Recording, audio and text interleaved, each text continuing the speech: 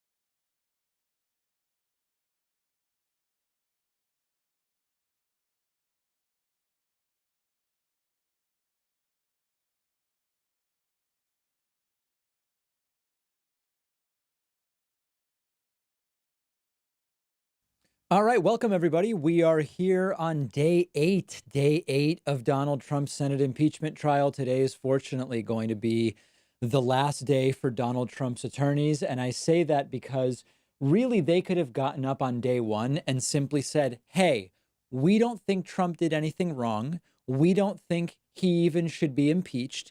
And we are going to now talk about unrelated things like Ken Starr talking about the 1970s, Alan Dershowitz talking about the 1990s, and we aren't really going to address anything other than with non sequiturs like Trump said there was no pressure. I could have done Trump's defense in 5 minutes with 4 minutes to insult people in the crowd, right? I mean, so I think it's a good thing that we're finally getting to the end of Trump's attorneys. I think that it is good that Jay Sekulow said they don't plan to take the full 24 hours. And we will soon see exactly how long they would take. Thank you, Sweet Wing, for subscribing with Twitch Prime. I appreciate that.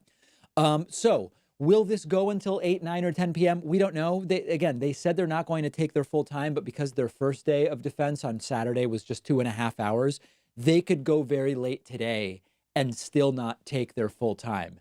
Then, and only then, we will be getting to the debate over witnesses. And at this point, I feel like I've said everything about the witness situation 100 times. So I will summarize it just one more time. In any normal trial, you would discuss who's going to testify at the beginning. Both sides would then have time to prepare for those witnesses. Both sides would have time to prepare opening statements that account for the witnesses that are going to testify. Republicans successfully tabled the discussion about witnesses until after a significant portion of this entire thing is going to be done. And now they are going to say, we've already done so many dozens of hours of stuff. I don't know that we need to keep going and hear from more people. This is going to be their strategy, unfortunately, and it may work. The possible upside is that Mitt Romney and Susan Collins so far have said they are inclined to hear from John Bolton. John Bolton, Donald Trump's former national security advisor, one that was not indicted. Some of Donald Trump's national security advisors have been indicted. This one was not. And we are going to hopefully see at least 4 Republicans say, we want Bolton to testify. It's not going to change the outcome of the trial. They will still acquit Donald Trump, but hopefully John Bolton's testimony will expose the immorality of the foregone conclusion that is Donald Trump's acquittal. So a lot to look forward to today. I'm going to be here with you until they get started and a little bit beyond. Then I have to step away to some meetings. I will be back throughout the day, and we are expecting some kind of wrap up of the case defending Donald Trump, which will make about as much sense as the defense so far has made, which is very, very little, very, very little. Welcome to everybody watching us on Facebook, YouTube, and Twitch. I very much appreciate it. Someone wants my thoughts on Dunkin' Donuts because I live in Massachusetts. Haven't been to a Dunkin' Donuts in 15 years. Don't know a thing about it is my true and honest answer. Let me go to super chats that are starting to come in on YouTube. Ben Taylor says, "Hey David, hope you are well and your chair is fixed. My actual question is below because it's too long for a super chat." Okay, Ben, I don't know. All I see is super chats right now, so I don't. I'm sorry, I don't know what's a lot of things happening here, but I all I see is the super chat. Let's see. We are going to be live. We're going to be live a bunch of times between now and next week. And then next week, my plan, I don't actually know what we will have live when the Iowa caucuses are happening on Monday night, but I plan to be live. Hopefully there will be sort of results coming in as we go. And then also Tuesday, we will be live for the State of the Union if it is not postponed due to the Senate impeachment trial. We just don't know. We don't know what's going on. And it's scheduled, the State of the Union scheduled for Tuesday, but it may well get canceled. Another super chat coming in from Alexei Zaryanova, who says Obama Tesseract. I have no clue what that means. Let me look that up. Obama Tesseract. Oh, okay. All right. It's just some kind of meme, I guess. Yeah, I don't know too much about any of these memes, but I appreciate the support very, very much. I also want to say thanks to Jackson Casey. Jackson Casey is today's first new member and number 187. Wow. 187 using the coupon code IMPEACH50. Thanks so much. I really appreciate your support. New member number 190 will get a free item. I said this yesterday, and sadly we imploded and didn't get there.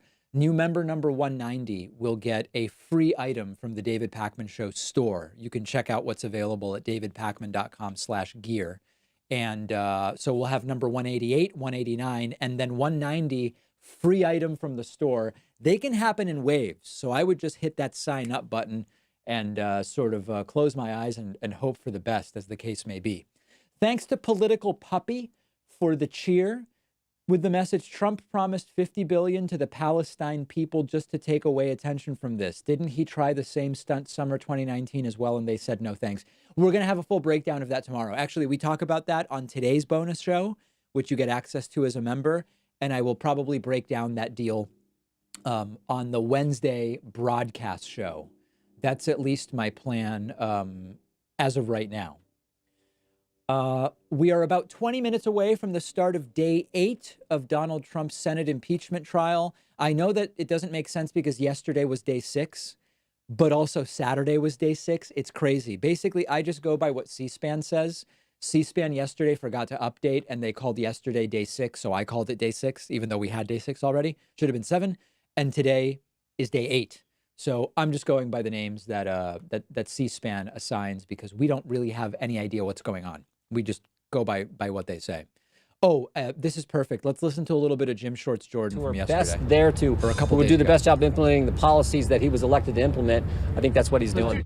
During this trial, senators are supposed to sit silently at their desks, but in this chamber-turned-courtroom, the days are long and the chairs are hard. Sketch artist Bill Hennessy caught a fidgety senator's desk left empty, a notepad left behind. All right. I don't think we really need that at this point in time. I'd rather talk to you guys for sure. Okay. We will be okay. So a lot of people asking about phone calls.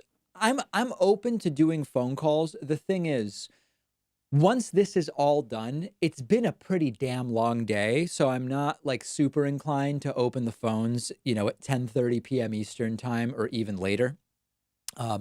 So I'd be open potentially to opening up the phone lines, maybe like during the dinner break or something like that. Yesterday, I proposed it with a membership goal and we didn't quite get there, but maybe I'll start promoting it earlier. Maybe I'll say if we get to 201 new members at any point today, we'll open up the phone lines when they go to their to their dinner break. Maybe, I don't know if people would be interested in that. Yes, tesseract is some kind of mathematical term that became clear once we Googled that. The Facebook streams are doing a little bit better each day. We've been streaming on Facebook since the beginning of the impeachment trial. And at one point there were like 20 people watching on Facebook and like 4,000 on YouTube. It was pretty lopsided. But the Facebook stream is doing a little bit better and better. If you are watching on Facebook, please do share this. There's a million different impeachment streams, and a very easy and free way to support us is by watching on Facebook and sharing, which I appreciate. YouTube, of course, please remember to hit the like button. Yesterday, we had about 1,000 likes for the stream. It's free. Hit that like button if you're watching on YouTube, and hit the subscribe button as well. Why not? And over on Twitch, you can follow us over on Twitch. Thanks to Twitch Jesh for subscribing with Twitch Prime. I appreciate that. You are Twitch subscriber 677. Perturabo08 says on Twitch, Trump defense was so weak and it's not getting better. It is hard to disprove videos of Trump confessing everything. Yeah, they like to pretend that everything is complicated and legally ambiguous, and you need legal scholars to tell you about, Andrew Johnson's impeachment to understand what's. It's like Trump told Bolton, withhold the aid until we get the smears. That's it. I mean, that's basically it. Of course, this is why they don't want John Bolton to testify. Thanks to Cuse79 for subscribing with Twitch Prime. You were Twitch subscriber 678. Very exciting. Thank you so much for that. Maybe we'll even get to 700 subscribers on Twitch today. We hope that a few Republican senators will do the right thing. And the problem is, if any time over the last 20 years you've hung your hat on anything that involves Republican senators doing the right thing, you've probably ended up disappointed, which is why I hesitate to put too much stock in Mitt Romney and Susan Collins and two others will do the right thing and force John Bolton to testify. It just seems very unlikely. But we are hearing from a number of sources in D.C. that they do that they do have the votes to get 4 Republicans to join Democrats and independents and get John Bolton to testify. Ben Taylor says with a $10 super chat, the biggest super chat of the day, at what point does the Department of Justice, military, or police get involved? In what? I mean, it was just a joke that Trump could shoot someone on the street and get away with it, right? This is getting egregious, in my opinion. I don't see them getting involved anytime soon. I think they will only get involved if Donald Trump loses the 2020 election, but claims that it was rigged and that really he won. I think in that case, you will see him get involved. If you're watching on Twitch, we are in the middle of a hype train, a very early hype train. And we did on the first day of impeachment complete hype train level 5. And since then, I think we've gotten to like level 2 and not really beyond there.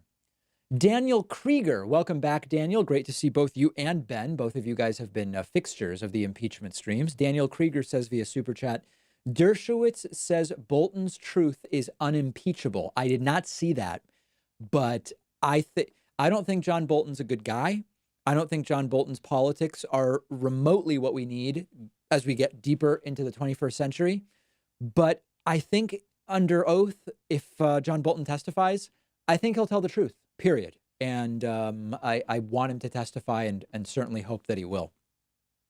Thank you to Twitch Jesh for cheering 100 bits over on Twitch. I appreciate that very much. We will probably, if you haven't been following these streams or haven't seen the start of one, the way it usually goes is right around 1 p.m. or a few minutes past.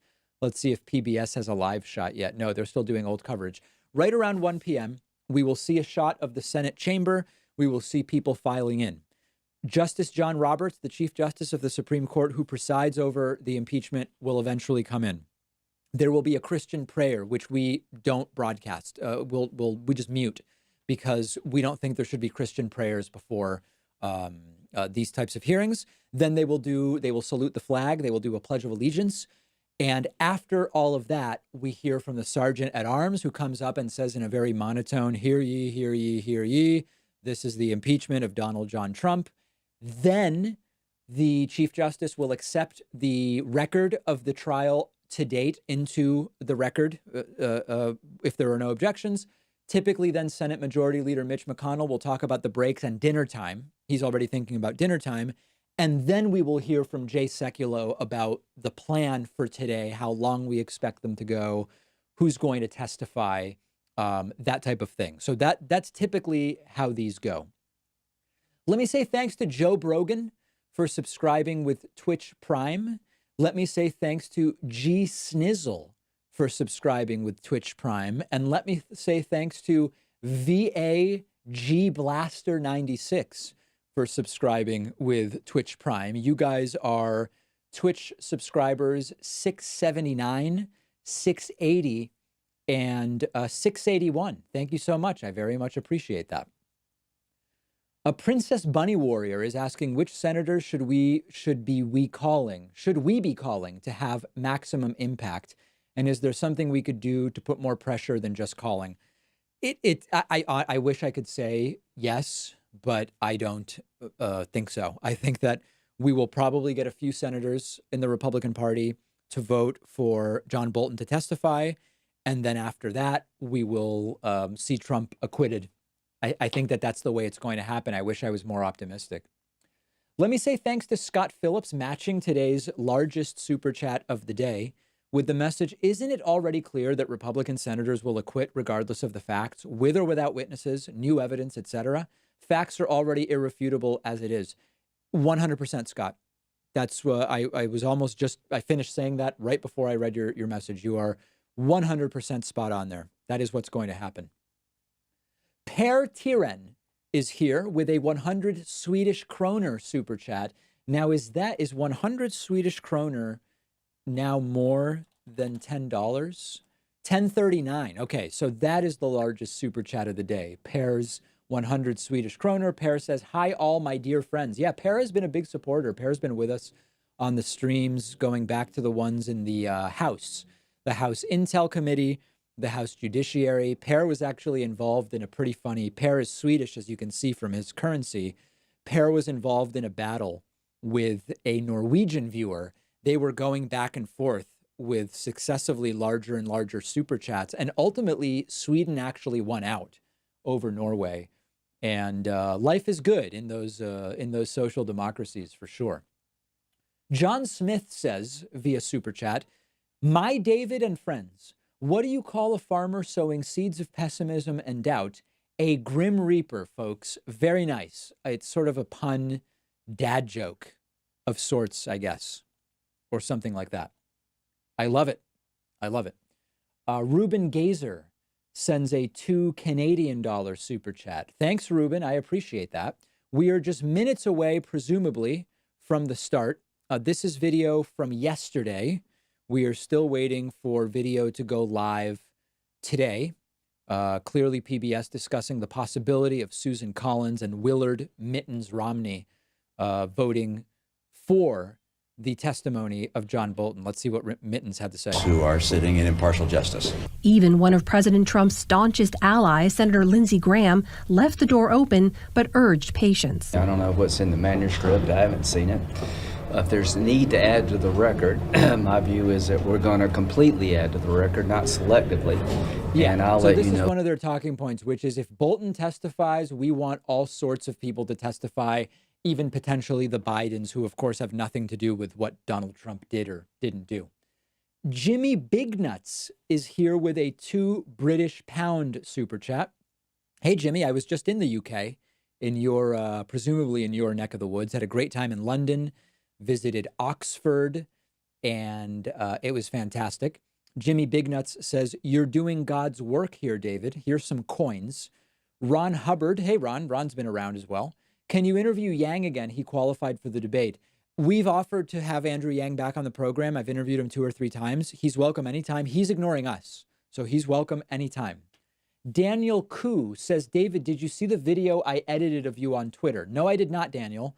And the best way to get it to me is use the contact form on my website, davidpakman.com. Give us a link to the video. It'll come in. It'll be triaged. And then hopefully I will be able to take a look at it. I always love to see funny remixes or videos that the audience makes. So by all means, send that in, my friend. Would love to see it. Okay. We are just 3 members away from someone getting a free item from my online store. The black coffee mug, by far the most popular item. We do have a coupon code, Impeach50. The most direct, efficient, and honest way of supporting the David Pakman Show is to get a membership at joinpakman.com. If you do that, you can take 50%, just chop it right in half, using the coupon code Impeach50. And whoever is new member number 190, as you can see, we're at a 187 right now. If we get to whoever is number 190, I will give you a free item, the item of your choice, t-shirt, zip up, hoodie, coffee mug, whatever, from the David Pakman Show online store. So that will be a really great thing. Ruben Gazer says via Super Chat, toss a coin to your Pakman, oh Valley of Plenty, oh Valley of Plenty. Very nice. Very, very, it's a beautiful message on a Tuesday afternoon or morning if you are on the West Coast. Absolutely love it. I see more and more folks coming in with questions about how long today is going to go. We don't know. Jay Sekulow said when Republicans, when Trump's lawyers started their defense of Trump, that they don't anticipate using nor needing the full 24 hours. And depending on how long they go today, they will use or not use their full 24 hours. I imagine that they won't, because it was a short day on Saturday. If they want to get to their full 24 hours, they would have to go very late into the night. So I don't anticipate that we are going to see that. But maybe something will change. Maybe they are panicking now because of even some Republicans saying we need John Bolton to testify, or John Bolton should testify. Maybe you will see Trump's lawyers start to go very, very long. I don't know. Tomorrow and Thursday, we will get, I believe, 2 questions from senators of the impeachment managers and Trump's lawyers, although maybe they are first going to debate witnesses and then later do the questions. It's not completely clear. Okay, let's see what else we have going on. Not too much. I think I'm caught up. People are telling me that the lyrics from Ruben Gazer, "O Valley of Plenty," is a song from Witcher. I don't know that. Yeah, that's not a reference that I know. I see everybody saying it's from Witcher, but I've not seen it. So I'm sorry I'm so clueless about what's going on. I admit I didn't even know the Grammys were on Sunday until I read today that they were like the worst rated Grammys in, I think it was 12 years or something like that. I'm just busy with a lot of different things. That's the reality. I said before, people asking about phone calls. We've not opened the phone lines at all during the impeachment stream so far. What I said is I'm not inclined to do it at the end of the entire thing because it's often very late. But if we get to our 201 member goal before dinner time, I mean, this is like 7 hours away, right? 6 hours away. I will open up the phone lines during their nearly hour dinner break. So something to think about. Shisa Lion Dog says, out of left field question, will Natan be uploading any new videos on his channel? Natan, of course, former TV director, and my little brother, Natan Pacman. He has a YouTube channel called Natan's Notes. I don't know if he's going to be doing more videos. He kind of does them when he's available, and he's pretty busy with work. So I don't know what the plan is, but maybe he will. I'll ask him next time I talk to him. Gormoroth says via Super Chat, Bernie has taken a 6-point lead in California. Wow. Yeah, Bernie is crushing it. Bernie is rapidly surging in a lot of different places. And we'll probably do a polling update on the broadcast show probably tomorrow, I guess. Maybe Thursday. I'm trying to think what the guest schedule is for upcoming days. Maybe tomorrow we'll do it. Zachary Monroe. Hey, Zach. Zach's been here on almost every live stream so far.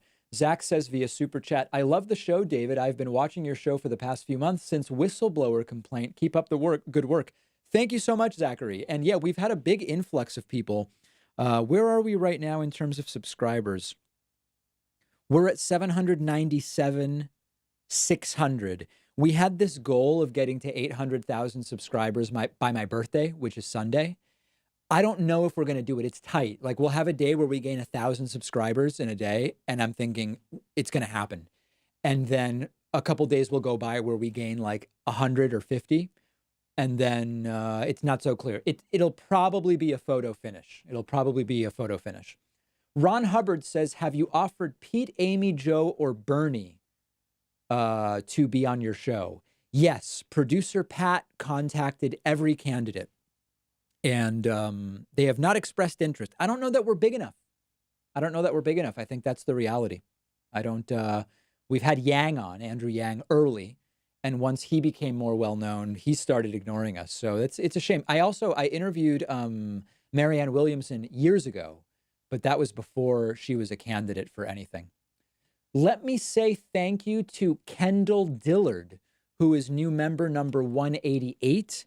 And let me say thank you to Jonathan Bergstein, who is new member number 189. The next person to sign up at joinpacman.com gets a free item from my store. I said that new member number 190, I will personally handle sending you, whether you want a coffee mug or the Ivanka t-shirt or the Trump's Big Brain t-shirt or just the David Pacman Show logo t-shirt. The next person will be new member number 190, and you'll get a free item. And you can also take the coupon code IMPEACH50, saves you 50% off of the membership of your choice. Yes, there's people in the chat I see who got the black mugs. People love those black coffee mugs. It's like an oversized mug. It's larger than a normal mug, and it just looks great. It's shiny. It's heavy. It's a fantastic product. Ron Hubbard says Tulsi and Marianne declined to come on. Wow, shake my head. Yes, yes, they did. We invited Tulsi on the show, and she didn't. I don't even think we heard back from them, quite frankly, my friends. Very, very sad. We are now waiting for C-SPAN, expecting them to go live any second. PBS still running reruns of yesterday's coverage, and the C-SPAN feed has not gone live yet, so I think we can safely say they have not yet started, but expecting sometime in the next 5 minutes, the last day today, the last day of Donald Trump's lawyers presenting. We heard last night from Alan Dershowitz making just a vague constitutional argument. We heard from Kenneth Starr yesterday talking to us about the 1970s and the 19th century even, Andrew Johnson and all sorts of unrelated things. Let's see. Political Puppy says, DP reads questions on Twitch when you ask with bits when he sees them. When people ask when subscribing to Twitch Prime or if they have the points for highlighted questions, the odds are pretty good as there are fewer viewers here compared to YouTube, but there he sees them more clearly, I think. Very good assessment. Very, very good assessment of how the entire thing is working. I love it. You're absolutely right. Okay. Let me say thank you to new member number 190, getting a free item from the David Pacman Show store. Member number 190 is Misha Owens. Misha Owens. Congratulations, Misha. please contact me via my website. Say I was member number 190. Tell me the item you want. If it's a t-shirt, make sure to tell me the size and the color. If it's one of the mugs, let me know if it's the white one or the black mug. And your address. We will ship it anywhere in the world. Also, I want to say thanks to Cameron McCorquodale. I think I pronounced McCorquodale. Cameron McCorquodale is new member number 191. Tiffany Patty is new member number 192. And Dreas Sanchez is new member number 193. Thank you very much. I appreciate that support, and it's great to see so many new members as we are just moments from the start of day 8 of the Senate impeachment trial. Judy Woodruff seems to be back live. It seems like they are getting ready for kicking this off any second, expecting it to go live. Maestro Mouse says, please make sure we have a mod in Twitch chat today. The start of yesterday's stream had a few people abusing the lack of mods. I believe we have mods. Yeah, I think we have moderators on both YouTube and Twitch today. Let's see who's coming in. We have, of course, the chaplain who is going to be giving a prayer, which we will be muting. Who else do we see here? Daniel Goldman we saw here, Democratic counsel, but looks like he's standing over on the Republican side. We see Adam Schiff. We see Hakeem Jeffries. Who else is working their way in here? Zoe Lofgren. We don't know if Jerry Nadler will be back today. Very sad situation with Jerry Nadler. His wife is undergoing treatment for pancreatic cancer. He missed yesterday because he had to be in New York with her. Completely understandable. And we wish her the best. We wish him the best, and would love to see him back when he is ready and able and available. Majority Leader Mitch McConnell at his desk in his chair in his leadership position, getting ready for the proceedings. Okay, they're about to start. But horrible, horrible situation with Jerry Nadler's family. John Goodfriend says via Super Chat, David, do you think that useless chair of the Senate Intelligence Committee, Richard Burr, might do the right thing and vote to convict? No. I mean, I'm glad to elaborate, but the answer is no. I don't believe that is going to happen. Let me say thank you and welcome to Cody Harper. Cody is new member number 194. Using the Impeach 50 coupon code. As I said, if we get to 201 today, and we're only 7 away, I will open up the phone lines and take phone calls the entire dinner break, which is like 5 to 6 hours away. And we will adjudicate that a little bit later. We should be just moments away from the beginning of day 8 of Donald Trump's impeachment trial, day 3 of 3 for Donald Trump's attorneys. We see his attorneys coming in. We see Jay Sekulow over here. We see this maybe Pam Bondi, who presented yesterday hilariously. It was like a comedy show when she presented. I mentioned already Adam Schiff is here. This is Norm Eisen, who you might remember from the House hearings. Who else do we have at the ready? That's mostly everybody I recognize right now. Although other people continuing to file in and, of course, waiting for the Chief Justice to make it in. Do you think Trump will be unfortunately acquitted? Says Ty Yeager on Twitch. Yes, I believe Donald Trump will be acquitted. That is absolutely accurate. Let's see. There is Chief Justice John Roberts carrying. What is he carrying in? That was an interesting. Did anybody see that? He was carrying like a big black box in. As a court of impeachment, the chaplain will lead us in prayer. Okay, and we mute the prayer. We don't do the prayer. I just don't think there should be a prayer. And yeah, we have been silencing the prayers. We just don't need it, folks. We just don't need it. Let's see. Other comments coming in. Honestly, this whole thing is a joke. Bolton's assistant already said that the Ukrainian issue in his book is false. So why do they need Bolton to be a witness if his book isn't true? Yeah, I believe Bolton over Bolton's assistant. At this point, I want to get Bolton under oath. Do you think there's a possibility that they call John Bolton to testify? Yes, Sibertus Maximalus, I do believe so, and I've said why I believe that to be the case. I think there's a good chance that we see Bolton testify. Whether it'll be in public or behind closed doors is a different question for sure. The Christian prayer is taking place. After it's done, there will be a saluting of the flag. Then there will be the sergeant at arms invoking silence on penalty of imprisonment during the impeachment trial. Then, and only then, will we hear from Mitch McConnell what the plan is for today. Yeah, people are confused about the religion and politics. Why are they doing a Christian prayer? I don't know, but we're not taking the bait. We're not participating in it, rather, I will say. Maybe I will stand for the saluting of the flag. We'll see. No, I'm kidding. So I think now they do the Pledge of Allegiance. There's something weird going on with the C-SPAN feed. It's kind of like skipping in a very strange way. That is happening with C-SPAN. That's not us.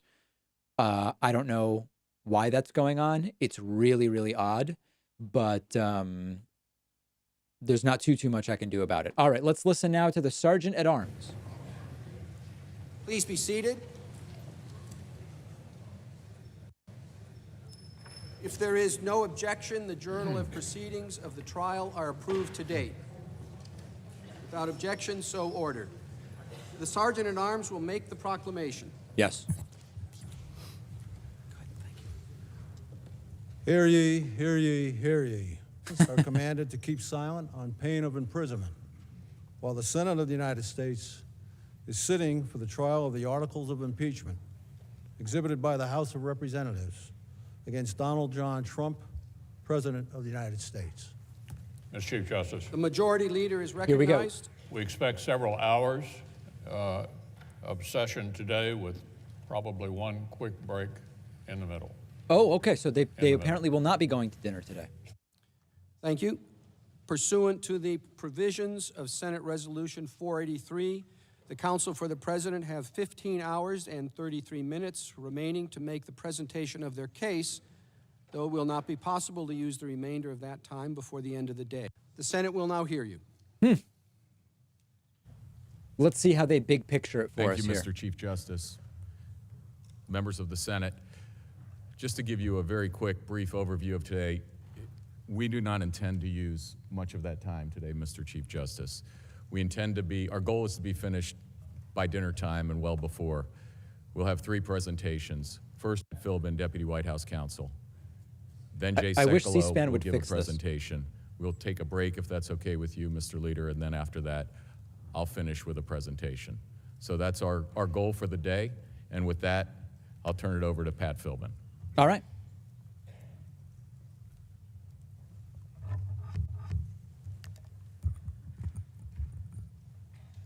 Mr. Chief Justice, members of the Senate, Majority Leader McConnell, Minority Leader Schumer, I'd like to start today by making a couple of observations related to the abuse of power charge in the first article of impeachment. And I wouldn't presume to elaborate on Professor Dershowitz's presentation from yesterday evening, which I thought was complete and compelling, but I wanted to just add a couple of very specific points in support of the exposition of the Constitution and the impeachment clause that he set out. And it begins from a focus on a point in the debate about the impeachment clause at the Constitutional Convention, where maladministration was offered by George Mason as a grounds for impeachment. And James Madison responded that that was a bad idea. And he said, so vague a term will be equivalent to a tenure during the pleasure of the Senate. And that is a deep-seated concern that Madison had, and it's part of the whole design of our Constitution, for ways that can lead to exercises of arbitrary power. The Constitution was designed to put limits and checks on all forms of government power. Obviously, one of the great mechanisms for that is the separation of powers, the structural separation of powers in our Constitution. But it also comes from defining and limiting powers and responsibilities, and a concern that vague terms, vague standards are themselves an opportunity for the expansion of power and the exercise of arbitrary power. And we see that throughout the Constitution and in the impeachment clause as well. And this, as Gouverneur Morris argued, in discussing the impeachment clause that only few offenses, he said few offenses, ought to be impeachable, and the cases ought to be enumerated and defined. And that's why we see in the debates at the Constitution, there was many terms had been included in earlier drafts, when it was narrowed down to treason and bribery, and there was a suggestion to include maladministration, which had been a ground for impeachment in English practice. The framers rejected it because it was too vague. It was too expansive. It would allow for arbitrary exercises of power. And we see throughout the Constitution in terms that relate to the clause the same concern. One is in the definition of treason. The framers were very concerned that the English practice of having a vague concept of treason that was malleable and could be changed even after the fact to define new concepts of treason was dangerous. It was one of the things that they wanted to reject from the English system. So they defined in the Constitution very specifically what constituted treason and how it had to be proved. And then that term was incorporated into the impeachment clause. Similarly, in the rejection of maladministration, which had been an impeachable offense in England, the framers rejected that because it was vague. A vague standard, something that's too changeable, that can be redefined, can be malleable after the fact, allows for the arbitrary exercise of power. And that would be dangerous to give that power to the legislature as a power to impeach the executive. And similarly, and it relates again to the impeachment clause, the greatest dangers from having changeable standards that existed in the English system was bills of attainder. Under a bill of attainder, the Parliament could pass a specific law saying that a specific person had done something unlawful, they were being attainted, even though it wasn't unlawful before that. And the framers rejected that entire concept. In Article 1, Section 9, they eliminated both bills of attainder and all ex post facto laws for criminal penalties at the federal level, and they also included a provision to prohibit states from using bills of attainder. Now, in the English system, there was a relationship to some extent between impeachment and bills of attainder, because both to get at officials in the government. You could impeach them for an established offense, or you could pass a bill of attainder. And it was because the definition of impeachment was being narrowed that George Mason at the debates suggested, and he pointed out, in the English system, there's a bill of attainder. It's been a great useful tool for the government, but we're eliminating that, and now we're getting a narrow definition of impeachment. We ought to expand it to include maladministration. And Madison said no, and the framers agreed. We have to have enumerated and defined offenses, not a vague concept, not something that can be blurry and interpreted after the fact, and that could be used essentially to make policy differences or other differences like that the subject of impeachment. All of the steps that the framers took in the way they approached the impeachment clause were in terms of narrowing, restricting, constraining, enumerating offenses, and not a vague and malleable approach in the English system. And I think the minority views of Republican members of the House Judiciary Committee at the time of the Nixon impeachment inquiry summed this up and reflected it well, because they explained, and I'm quoting from the minority views in the report, the whole tenor of the framers' discussions, the whole purpose of their many careful departures from English impeachment practice was in the direction of limits and of standards.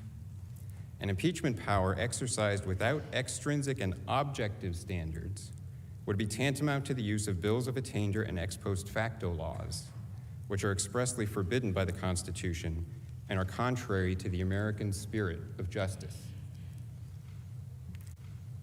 And what we see in the House managers' charges and their definition of abuse of power is exactly antithetical to the framers' approach, because their very premise for their abuse of power charge is that it is entirely based on subjective motive, not objective standards, not predefined offenses, but the president can do something that is perfectly lawful, perfectly within his authority, But if the real reason, as Professor Dershowitz pointed out, that's the language from their report, the reason in the president's mind is something that they ferret out and decide is wrong, that becomes impeachable. And that's not a standard at all. It's malleable. And it's something that I think a telling factor that reflects how malleable it is and how dangerous it is in the House Judiciary Committee's report. Because after they define their concept of abuse of power, and they say that it involves your exercising government power for personal interest and not the national interest, and it depends on your subjective motives, they realize that that's infinitely malleable. There's not really a clear standard there. And it's violating a fundamental premise of the American system of justice that you have to have notice of what is wrong. You have to have notice of an offense. And this is something that Professor Dershowitz pointed out last night. There has to be a defined offense in advance. And the way they try to resolve this is to say, well, in addition to our definition, high crimes and misdemeanors involve conduct that is recognizably wrong to a reasonable person. And that's their kind of they have an unconstitutionally vague standard. They don't have a standard that really defines a specific offense. They don't have a standard that really defines in coherent terms that are going to be identifiable what the offenses are. So they just add on, and it's got to be recognizably wrong. And they say that they're doing this to resolve a tension, they call it, within the Constitution. Because they point out, and this is quoting from the report, the structure of the Constitution, including its prohibition on bills of attainder and the ex post facto clause, implies that impeachable offenses should not come as a surprise. And that's exactly what Professor Dershowitz pointed out. And everything about the terms of the Constitution, speaking of an offense and a conviction, that it's all crimes should be tried by jury except impeachments, they all talk about impeachment in those criminal offense terms. But the tension here isn't within the Constitution, it's between the House manager's definition, which lacks any coherent definition of an offense that would catch people by surprise, and the Constitution. That's the tension that they're trying to resolve, is between their malleable standard that actually states no clear offense and the Constitution and the principles of justice embodied in the Constitution that require some clear offense. So I wanted to point that out in relation to the standards for impeachable offenses, because it's another piece of the constitutional puzzle that fits in with the exposition that Professor Dershowitz set out. And it also shows an inherent flaw in the House manager's theory of abuse of power, regardless of whether or not one accepts the view that an impeachable offense has to be a crime, a defined crime. There is still the flaw in their definition of abuse of power, that it is so malleable, based on purely subjective standards, that it does not provide any cognizable notice of an offense. It is so malleable, it in effect recreates the offense of maladministration that members expressly rejected, as Professor Dershowitz explained. The second point that I wanted to make is that how do we tell, under the House manager's standard, what an illicit motive is, or when there's an illicit motive? How are we supposed to get the proof of what's inside the president's head? Because, of course, motive is inherently difficult to prove, where you're talking about, as they've conceded, they're talking about perfectly lawful actions on their face within the constitutional authority of the president, but they want to make it impeachable if it's just the wrong idea inside the president's head. And they explain in the House Judiciary Committee report that the way we'll tell if the president had the wrong motive is we'll compare what he did to what staffers in the executive branch said he ought to do. So they say, quote, that the president, quote, disregarded United States foreign policy towards Ukraine, end quote, and that he ignored, quote unquote, official policy that he had been briefed on, and that he, quote, ignored, defied, and confounded every agency within the executive branch, end quote. That is not a constitutionally coherent statement. The president cannot defy agencies within the executive. Article 2, Section 1 of the Constitution vests all of the executive power in a president of the United States. He alone is an entire branch of government. He sets policy for the executive branch. He's given vast power. And of course, within limits set by laws passed by Congress, and within limits set by spending priorities, spending laws passed by Congress, he, within those constraints, sets the policies of the government.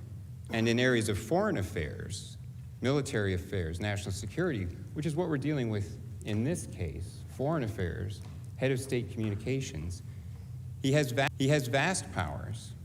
As Professor Dershowitz explained, for over 2 centuries, the president has been regarded as the sole organ of the nation in foreign affairs. So the idea that we're going to find out when the president had the wrong subjective motives by comparing what he did to the recommendations of some interagency staffers is fundamentally anti-constitutional. It inverts the constitutional structure. And it's also fundamentally anti-democratic, because our system is rather unique in the amount of power that it gives to the president. The executive here has much more power than the parliamentary system. But part of the reason that the president can have that power is that he is directly democratically accountable to the people. There is an election every 4 years to ensure that the president stays democratically accountable to the people. But those staffers in these supposed interagency who have their meetings and make recommendations to the president are not accountable to the people. There is no democratic legitimacy or accountability to their decisions or recommendations. And that is why it is the president, as head of the executive branch, who has the authority to actually set policies and make determinations, regardless of what the staffers may recommend. They're there to provide information and recommendations, not to set policy. So the idea that we're going to start impeaching presidents by deciding that they have illicit motives if we can show that they disagreed with some interagency consensus is fundamentally contrary to the Constitution and fundamentally anti-democratic. So those were the 2 observations I wanted to add to supplement specific points on Professor Dershowitz's comments from last night. Now I want to shift gears and respond to a couple of points that the House managers have brought up that are really completely extraneous to this proceeding. They involve matters that are not charged in the articles of impeachment. They do not relate directly to the president or his actions. But they are accusations that were brought up somewhat recklessly in any event, and we cannot close without some response to them. And the first has to do with the idea that somehow the White House and White House lawyers were involved in sort of cover-up related to the transcript of the July 25th call because it was stored on a highly classified system. So let me start with that. The House managers made this accusation there was something nefarious going on. But let's see what the witnesses actually had to say. Lieutenant Colonel Alexander Vindman, and remember, Lieutenant Colonel Vindman is the person who was listening in on the call and who raised a concern, the only person who went and raised a concern with NSC lawyers that he thought there was something improper, something wrong with the call, even though he later conceded under cross-examination it was really a policy concern. And he had to say that he did not think, he said, "So I do not think there was malicious intent or anything of that nature to cover anything up." He's the one who went and talked to the lawyers. He's the one whose complaint spurred the idea that, wait, there might be something that's really sensitive here. We should make sure that this is not going to leak. He thought there was nothing covering it up. His boss, Senior Director Tim Morrison, had similar testimony. So to the best of your knowledge, there's no malicious intent in moving the transcript to the compartmented server? Correct. And the idea that there was some sort of cover-up is further destroyed by the simple fact that everyone who, as part of their jobs, needed access to that transcript still had access to it, including Lieutenant Colonel Vindman. Right? So the person who raises a complaint still has access to the transcript the entire time. And this is the way testimony explained that. And even on the code word server, you had access to it. Yes. So at no point in time during the course of your official duties were you denied access to this information? Correct. Is that correct? And to your knowledge, anybody on the NSC staff that needed access to the transcript for their official duties always was able to access it, correct? People that had a need to know and a need to access it. Once it was moved to the compartmented system? Yeah. Yes. Okay.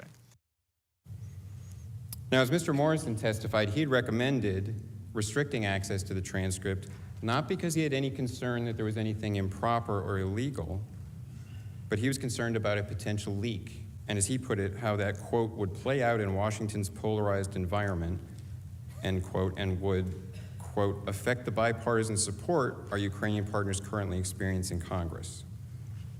And he was right to be concerned potentially about leaks because the Trump administration has faced national security leaks at an alarming rate. Lieutenant Colonel Vindman himself said that concerns about leaks seemed justified, and it was not unusual that something would be put in a more restricted circulation. Now, what else is in the record evidence? Mr. Morrison explained his understanding of how the transcript ended up on that server. I spoke with the NSC Executive Secretariat staff, asked them why, and they did their research and they informed me it had been moved to the higher classification system at the direction of John Eisenberg, whom I then asked why. I mean, if that was the judgment he made, that's not necessarily mine to question, but I didn't understand it, and he essentially told me I gave no such direction. He did his own inquiry, and he represented back to me that his understanding was that it was a kind of administrative error, that when he also gave direction to restrict access, the Executive Secretariat staff understood that as an apprehension that there was something in the content of the MEMCON that could not exist on the lower classification system. So to the best of your knowledge, there's no malicious intent in moving the transcript to the compartmented server? Correct. Everyone who knew something about it and who testified agreed there was no malicious intent. The call was still available, part of their job, and it certainly wasn't covered up or deep-sixed in some way. The president declassified it and made it public. So why we're even here talking about these accusations about a cover-up when it's a transcript that was preserved and made public is somewhat absurd. Now, the other point I'd like to turn to, another accusation from the House managers, is that the whistleblower complaint, when the whistleblower complaint was not forwarded to Congress, they've said that lawyers at the Department of Justice this time, they accuse OLC, the Office of Legal Counsel, of providing a bogus opinion for why the Director of National Intelligence did not have to advance the whistleblower's complaint to Congress. And Manager Jeffries said that OLC opined, quote, without any reasonable basis that the acting DNI did not have to turn over the complaint to Congress, end quote. And the way he portrayed this, now there's a statute that says if the Inspector General of the Intelligence Community finds a matter of urgent concern, it must be forwarded to Congress. And Manager Jeffries portrayed this as if the only thing to decide was were these claims urgent. He said, quote, what could be more urgent than a sitting president trying to cheat in an American election by soliciting foreign interference? That's not the only question. The statute doesn't just say if it's urgent, you have to forward it. It talks about urgent concern as a defined term. Now, if the House managers want to come accusations that the political and career officials at the Office of Legal Counsel, which we all know, It's a very respected office of the Department of Justice, provides opinions for the executive branch on what governing law is. They should come backed up with analysis. So let's look at what the law actually says. And I think we have the slide of that. Urgent concern is defined as a serious or flagrant problem, abuse, violation of law relating to the funding, administration, or operation of an intelligence activity within the responsibility and authority of the Director of National Intelligence classified information. So the Office of Legal Counsel was consulted by the General Counsel at the DNI's office, and they looked at this definition, and they did an analysis, and they determined that the alleged misconduct is not an urgent concern within the meaning of the statute. Because they're not just talking about, do we think it's urgent? Do we think it's important? No, they're analyzing the law. And they looked at the terms of the statute. The alleged misconduct is not an urgent concern within the meaning of the statute because it does not concern the funding, administration, or operation of an intelligence activity under the authority of the DNI. Remember, what we're talking about here is a head of state communication between the President of the United States and another head of state. This isn't some CIA operation overseas. This isn't the NSA doing something. This isn't any intelligence activity going on within the intelligence community under the supervision of the DNI. It's the head of the executive branch exercising his constitutional authority, engaging in foreign relations with a foreign head of state. So in reaching that conclusion, the Office of Legal Counsel looked at the statute, the case law, the legislative history, and it concluded that this phrase, urgent concern, includes matters relating to intelligence activities subject to the DNI's supervision, but it does not include allegations of wrongdoing arising outside of any intelligence activity or outside the intelligence community itself, and that makes sense. This statute was for an ability of the Inspector General of the intelligence community, overseeing the activities of the intelligence community, to receive reports about what was going on at intelligence agencies, those that are members of the intelligence community, if there was fraud, waste, abuse, something unlawful in those activities. It was not meant to create an Inspector General of the presidency, an Inspector General of the Oval Office, to purport to determine whether the president, in exercising his constitutional authorities, had done something that should be reported. This law is narrow, and it does not cover every alleged violation of law, we'll see, or other abuse that comes to the attention of a member of the intelligence community. Just because you're in the intelligence community and happen to see something else doesn't make this law apply. And the law does not make the Inspector General for the intelligence community responsible for investigating and reporting on allegations that do not involve intelligence activities or the intelligence community. Now, nonetheless, the president, of course, released the July 25th call transcript. And it was also not the end of the matter that the whistleblower complaint and the DNI, the ICIG's letter were not sent directly to Congress, because OLC explained that if the complaint does not involve an urgent concern, but if there's anything else there that you want to have checked out, the appropriate action is to refer the matter to the Department of Justice. And that's what the DNI's office did. They sent the ICIG's letter with the complaint to the Department of Justice. And the Department of Justice looked at it. And this was all made public some time ago. The Department of Justice examined the exact allegations of the whistleblower and the exact framing and concern raised by the Inspector General, which had to do with a potential of perhaps a campaign finance law violation. DOJ looked at it, looked at the statutes, analyzed it, and determined there was no violation, and it closed the matter. And it announced that months ago. All right, when something gets sent over to the Department of Justice to examine, you can't call that a cover-up. Everything here was done correctly.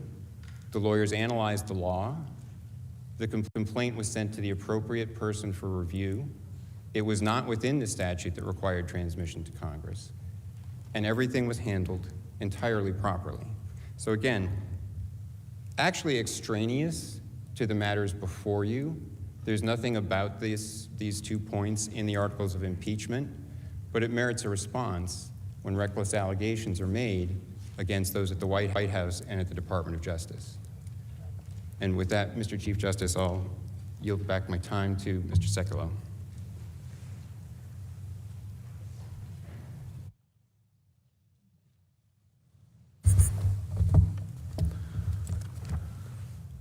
Thank you, Mr. Chief Justice.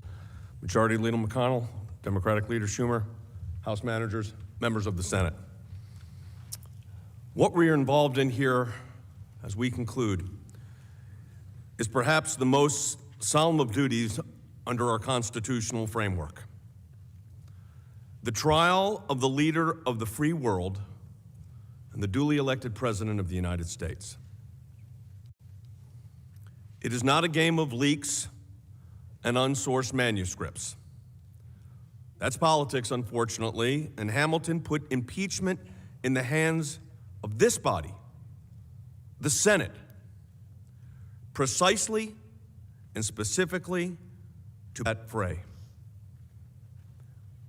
This is the greatest deliberative body on earth. In our presentation so far, you've now heard from legal scholars from a variety of schools of thought, from a variety of political backgrounds. But they do have a common theme, with a dire warning.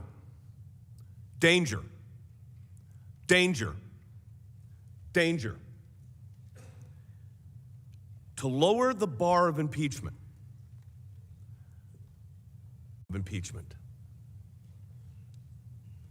would impact the functioning of our constitutional republic and the framework of that Constitution for generations. I asked you to put yourself, and I'm quoting Mr. Schiff's, Manager Schiff's statement as follows about putting yourselves in the shoes of someone else, and I said, I'd like you to put yourself in the shoes of the President. And I think it's important as we conclude today that we're reminded of that fact. The President of the United States, before he was the President, was under an investigation. It was called Crossfire Hurricane. It was an investigation led by the FBI, the Federal Bureau of Investigation. James Comey eventually told the President a little bit about the investigation and referenced the Steele dossier. James Comey, the then director of the FBI, said it was salacious and unverified. So salacious and unverified that they used it as a basis to obtain FISA warrants. Members, managers here, managers at this table right here, said that any discussions on the abuse from the Foreign Intelligence Surveillance Act utilized to get the FISA warrants from the court were conspiracy theories. I told you at the very beginning, I asked, do you put yourselves in the shoes of not just this president, of any president that would have been under this type of attack?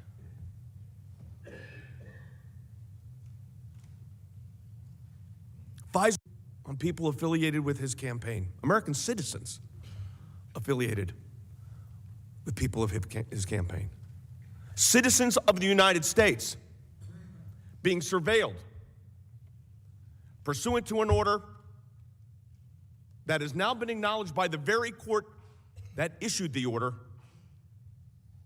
that it was based on a fraudulent presentation.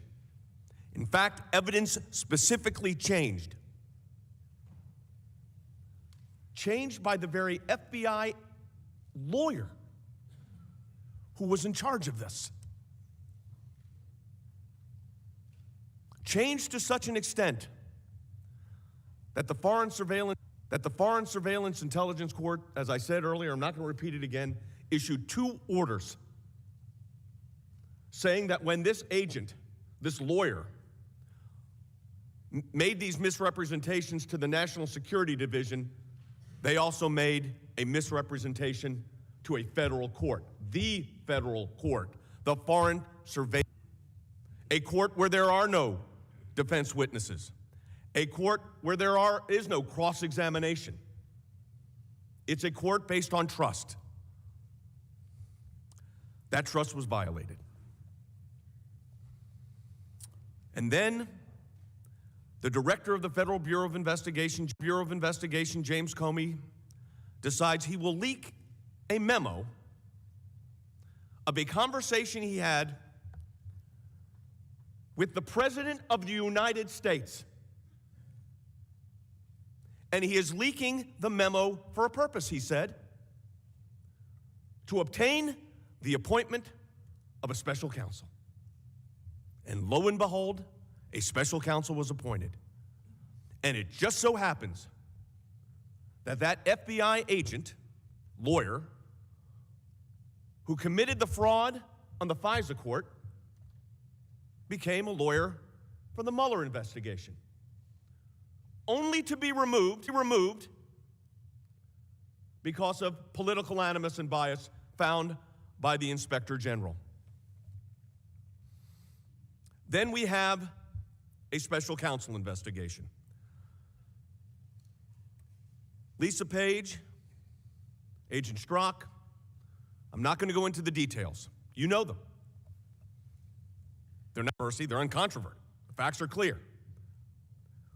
But does it bother your sense of justice even a little bit,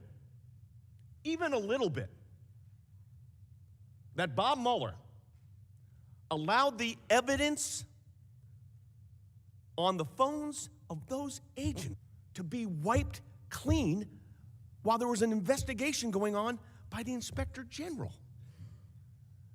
Now, if you did it, Manager Schiff, if you did it, Manager Jeffries, if I did that, destroyed evidence, if anyone in this chamber did this, we'd be in serious trouble. Their serious trouble is they get fired. Bob Mueller's explanation for it is, I don't know what happened. I don't know what happened. I can't recall the conversations. You can't view this case in a vacuum. You are being asked, and I say this with the utmost respect, you are being asked to remove an duly elected president of the United States. This isn't we had references to law school exams, and I love the fact that I thought were great analysis yesterday and all that. But I want to focus today, or my section, on what you're being asked to do. You are being asked to remove a duly elected president of the United States, and you're being asked to do it in an election year. In an election year. There are some of you in this chamber right now that would rather be someplace else. And that's why we'll be brief. I understand. You'd rather be someplace else. Why would you rather be someplace else? Because you're running for president, the nomination of your party. I get it. But this is a serious deliberative situation. You're being asked to remove a duly elected president of the United States. That's what the articles of impeachment call for, removal. So we had a special counsel, and we got the report. And just for a moment, president or any president that would be under this situation. Your number 4 at the Department of Justice, his wife is working for the firm that's doing the opposition research on him and is communicating with the foreign former spy, Christopher Steele, to put together the dossier, and it's being handled by Christopher Steele through Nellie Orr to her husband, then the 4th-ranking member at the Department of Justice, Bruce Orr, and all of this is going on. And he doesn't want to tell, and he's testified to this, he doesn't want to tell everybody what he's doing because he's afraid he might have to stop. Might have to stop. How did this happen? How did this happen? This is the Federal Bureau of Investigation. And then we ask, why is the president concerned about advice he's being given? Put yourself in his shoes. Put yourself in his shoes. We've given you, and our approach has been to give an overview and to be very specific. To remove a duly elected president, which is what you're being asked to do, in essentially policy disagreements. You heard a lot about policy.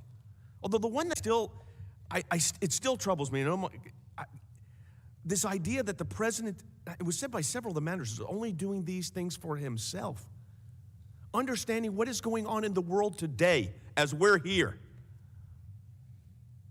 They raised it, by the way. I'm not trying to be disrespectful. They raised it. This president is only doing things for himself while the leaders, parties, by the way,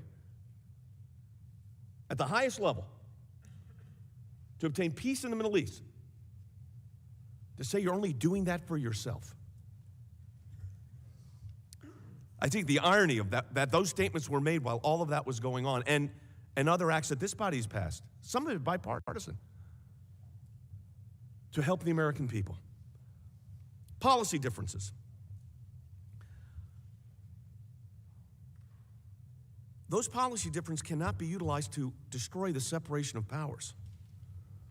House managers spoke for, I know we've had disagreements on the time, if it was 21 hours or 23 hours. They spoke during their time, a lot of time. Most of it attacking the president, policy decisions. They didn't like what they heard. They didn't like there was a pause on foreign aid. I laid out before that there was pauses on all kinds of foreign aid. It's not the first president to do it. But the one thing I'm still trying to understand from the manager's perspective, maybe it's not fair to ask the managers because you're not the leader of the House. But remember the whole idea that this was a dire national security threat, a danger to our nation? We had to get this over here right away. It had to be done before Christmas. It was so important. It was so significant. The country was in such jeopardy. So serious that it had to be done immediately. Let's hold on to the articles of impeachment for a month to see if the House could force the Senate to adopt rules that they wanted, which is not the way the Constitution is set up. But it was such a dire emergency. It was so critical for our nation's national interest that we could hold them for 33 days. Danger, danger, danger. That's politics. As I said, you're being called upon to remove the duly elected president of the United States. That's what these articles of impeachment call for. They never really answer the question of why they thought there was such a national emergency. Maybe they will during questions, I don't know. There was such a national emergency, they never did explain why it was that they waited. They didn't wait to have the proceedings, as my colleagues have laid out. I mean, those proceedings moved in record time. I suspect that we've been here more than the House actually considered the actual articles of impeachment. Is that the way the Constitution is supposed to work? Is that the design of the Constitution?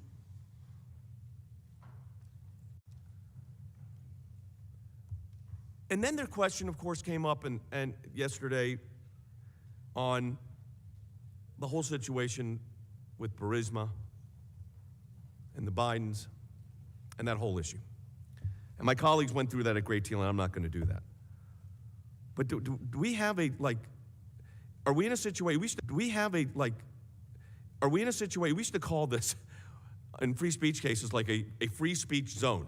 You could have your free speech activities over here, you can't have them over there. Do we have like a Biden-free zone? I mean, was that what this was? You mentioned someone, and it's now off limits. You can impeach the President of the United States for asking a question. I think we significantly showed the question. I'm not going to go through a detail-by-detail analysis of the facts, but there are some that we just have to go through. You heard a lot of new facts yesterday in our presentation. Saturday, what we were pointing to is a very quick overview. And then yesterday, we spent the day, and we appreciate everybody's patience on that, going through the facts. They showed you this, but they didn't show you that.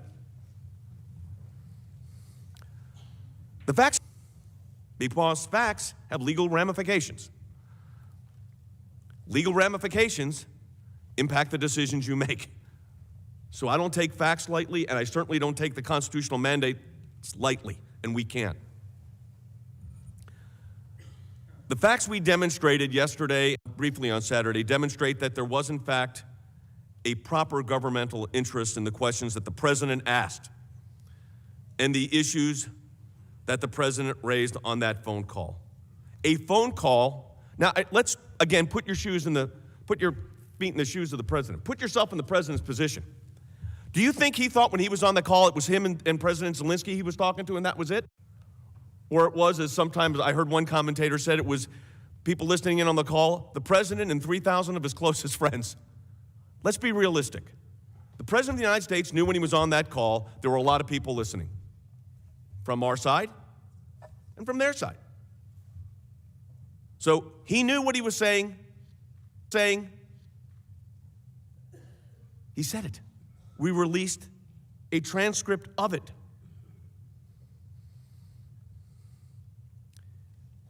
The facts on the call that have been kind of the focus of all of this really focused on foreign policy initiatives both in Ukraine and around the globe. They talk about other countries and other countries. The president has been very concerned about other countries carrying some of the financial load here, not just the United States. That's a legitimate position for a president to take. If you disagree with it, you have the right to president. As my colleague, Deputy White House Counsel Philbin just said, that's the executive branch prerogative. That is their constitutional appropriate role. So the call is well documented. There were lots of people on the call. The person that would be on the other end of the quid pro quo, if it existed, would have been President Zelensky. But President Zelensky, and we already laid out the other officials from Ukraine, have repeatedly said there was no pressure. It was a good call. Aid. All of that is well documented. I'm not going to go through each and every one of those facts. We did that over the last several days. President Zelensky's senior advisor, Andrei Yermak, was asked if he ever felt there was a connection between military aid and the request for investment. That we never had that feeling, and we did not have the feeling that this aid was connected to any one specific issue. This is coming from the people who were receiving the aid.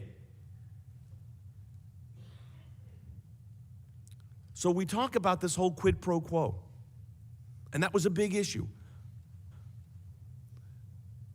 That's how this actually, before it became a impeachment proceeding, there was, as the proceedings were beginning in the House Permanent Select Committee on Intelligence under Chairman Schiff's role, there was all these discussions. Is it a quid pro quo? Was it extortion? Was it bribery? What was it? And we are clear in our position that there was no quid pro quo. But then yesterday, my co-counsel, Professor Alan Dershowitz, explained last night that these articles must be rejected. He's talking about from a constitutional framework, even if there was a quid pro quo, which we have clearly established there was not. And this is what he said, and I'm going to quote it verbatim. The claim that foreign policy decisions can be deemed abuses of power based on subjective opinions about mixed or sole motives that the president was interested only in helping himself demonstrate the dangers of employing the vague, subjective, and politically malleable phrase abuse of power as a constitutionally permissible criteria for the removal of a president. He went on to say, now it follows from this that if a president, any president, have done what the Times reported about the content of John Bolton's manuscript, that would not constitute an impeachable offense. I'm quoting exactly from Professor Dershowitz. He says, let me repeat it. Nothing in the Bolton revelations, even if true, would rise to the level of abuse of power or an impeachable offense. That is clear from history. That is clear from the language of the Constitution. You cannot turn conduct that is not impeachable into impeachable conduct simply by using words like quid pro quo and personal benefit. It is inconceivable that the framers would have intended to so politically loaded and promiscuously deployed a term as abuse of power to be weaponized, again, Professor Dershowitz, as a tool of impeachment. It is precisely the kind of vague, open-ended, and subjective term the founders and the framers feared and rejected. Now, to be specific, you cannot impeach a president on an unsourced allegation. But what Professor Dershowitz was saying, even if everything in there was true, it constitutionally doesn't rise to that level. But I want to be clear on this, because there's a lot of speculation out there. With regard to what John Bolton has said, which referenced a number of individuals, we'll start with the president. Here's what the president said in response to that New York Times piece. I never told John Bolton that the aid to Ukraine was tied to investigations into Democrats, including the Bidens. In fact, he never complained about this at the time of his very public termination. If John Bolton said this, it was only to sell a book. The Department of Justice. While the Department of Justice has not reviewed Mr. Bolton's manuscript, the New York Times account of his conversation grossly mischaracterizes what Attorney General Barr and Bolton discussed. There was no discussion of personal favors or undue influence on investigations, nor did the Attorney General state that the President's conversations with foreign leaders were improper. The Vice President's Chief of Staff issued a statement. In every conversation with the President and the Vice President, in preparation for our trip to Poland, remember that was the trip with President Zelensky, the President consistently expressed his frustration that the United States was bearing the lion's share of responsibility for aid to Ukraine and that European nations weren't doing their part. The President also expressed concerns about corruption in Ukraine, and at no time did him tie Ukraine aid to investigations into the Biden family or Burisma.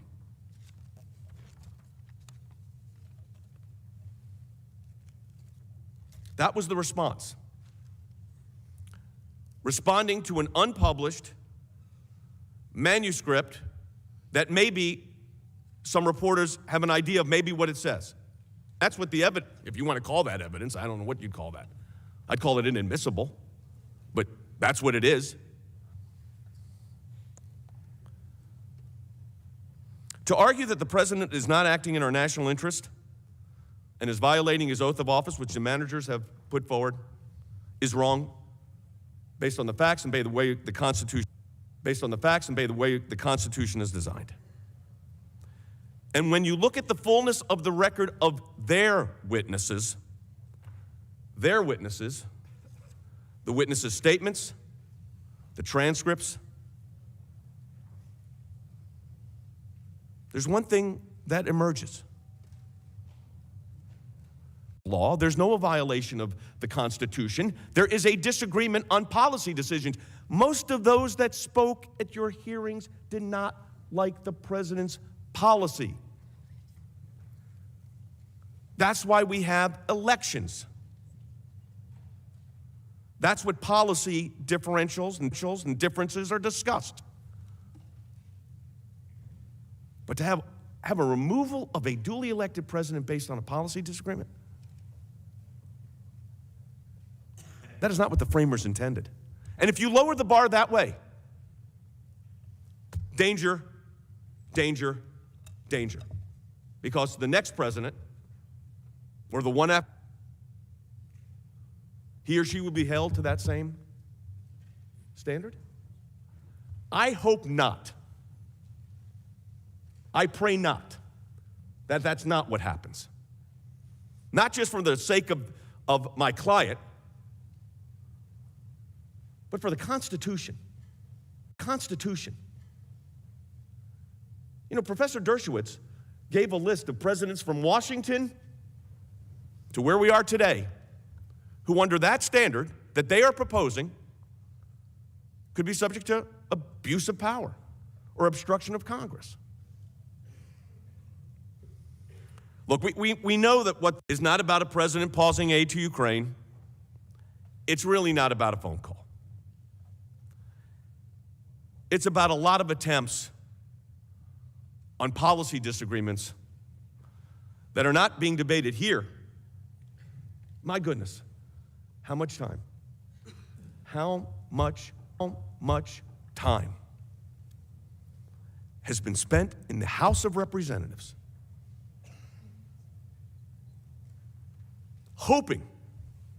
they were hoping, that the Mueller probe would result in, I'm not going to play you, I was thinking about it, playing all the clips from all the commentators the day after Bob Mueller testified. Bob Mueller was unable to answer under his examination basic and fundamental questions. He had to correct himself, actually. He had to correct himself before the Senate for something he said before the House. So that's what the president's been living with. And then we're here today arguing about what? A phone call to Ukraine? Or Ukraine aid being held? Or a question about corruption? Or a question about corruption that happens to involve a high public profile figure? I mean, is that what this is? Is that where we are? Is that where we are?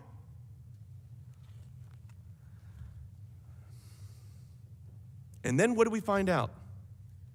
The aid was released. It was released in an orderly fashion. The reform President Zelensky, whether his party would take the parliament. It did.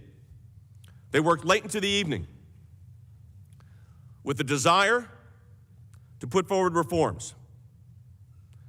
So everybody was waiting, including, and you heard the testimony from, I will say, their witnesses.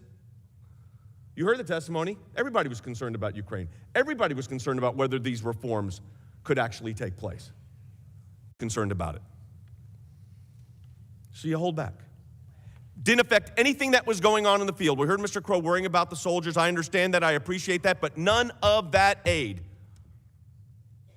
was affecting what was going on the battlefield right then or for the next 4 months because it was future aid.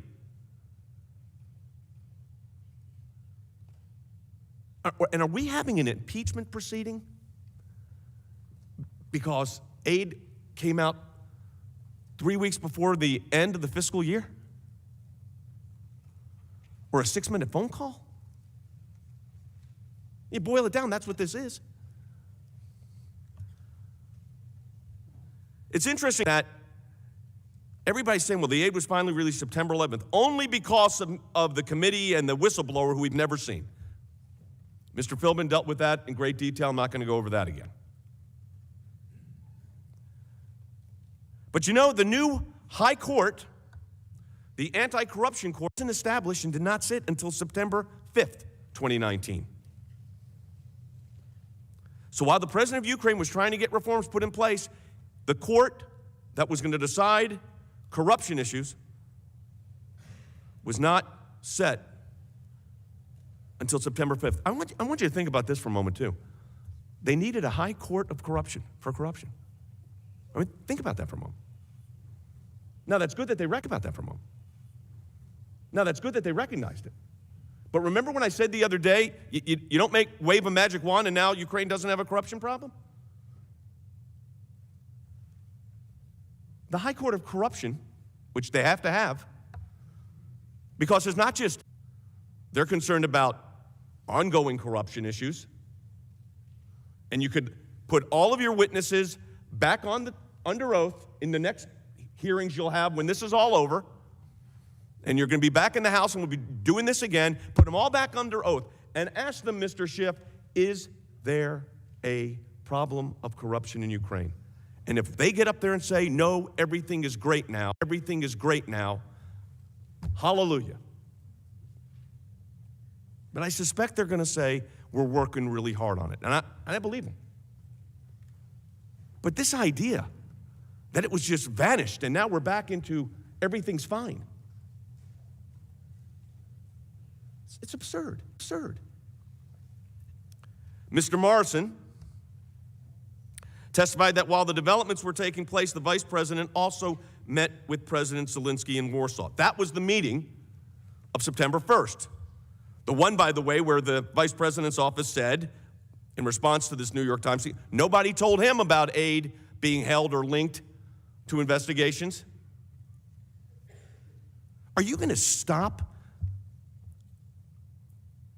Are you going to allow proceedings on impeachment to go from a New York Times report about someone that says what they hear is in a manuscript? Is that where we are? I don't think so. I hope not. What did Morrison say? He heard firsthand that the new Ukraine administration was taking concrete steps to address corruption. That's good. He advised the president that the relationship with Zelensky is one that could be trusted. Good. President Zelensky also agreed with Vice President Europeans should be doing more. And related to Vice President Pence, conversations he'd been having with European leaders about getting them to do more. In sum, the president raised two issues he was concerned with to get them addressed. Now, I've already went over, this is just the closing moments here of this proceeding, of our portion of this proceeding. Aid was withheld or paused, put on a pause button, not just for Ukraine. Afghanistan, South Korea, El Salvador, Honduras, Guatemala, Lebanon, and Pakistan, and I'm sure I am leaving countries out. But do you think the American people are concerned if the president says, before we give a country, I don't know, $550 million, some countries only $400 million, we'd like to know what they're doing with it. You're supposed to be the guardians of the trust here. It's the taxpayers' money we're spending.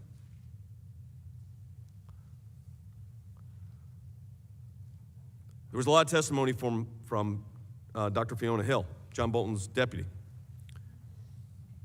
Here's what she said about aid that was being held. This is her testimony. There was a freeze put on all kinds of aid and assistance because it was in the process at the time of an awful lot of reviews of foreign assistance. Oh, you mean there was a policy within the administration to review foreign assistance and how we're doing it because we spend a lot of money. And by the way, I'm not complaining about the money. I don't think anybody doesn't want to help. But we do need to know what's going on. And those are valid and important questions. Manager Crow told you that the president's Ukraine policy was not strong against Russia. But Ambassador Yovanovitch stated the exact opposite. She said in her deposition that our country's Ukraine policy under President Trump actually, her words, got stronger than it was under President Obama. So again, policy disagreements, disagreements on approach. Have elections. That's what we do in our republic. For 3 long days, House managers, by selectively showing parts of testimony. Good lawyers show parts of testimony. You don't have to show the whole thing. But other good lawyers show the rest of the testimony. And that's what we sought to do, to give you a fuller view of what we saw as the glaring omissions by my colleagues, the House managers. The legal issues here are the constitutional ones. And I have been, I think, pretty clear over the last week, starting when we had the motions arguments, about the constitutional obligations that we're operating under. I have been critical of Manager Nadler's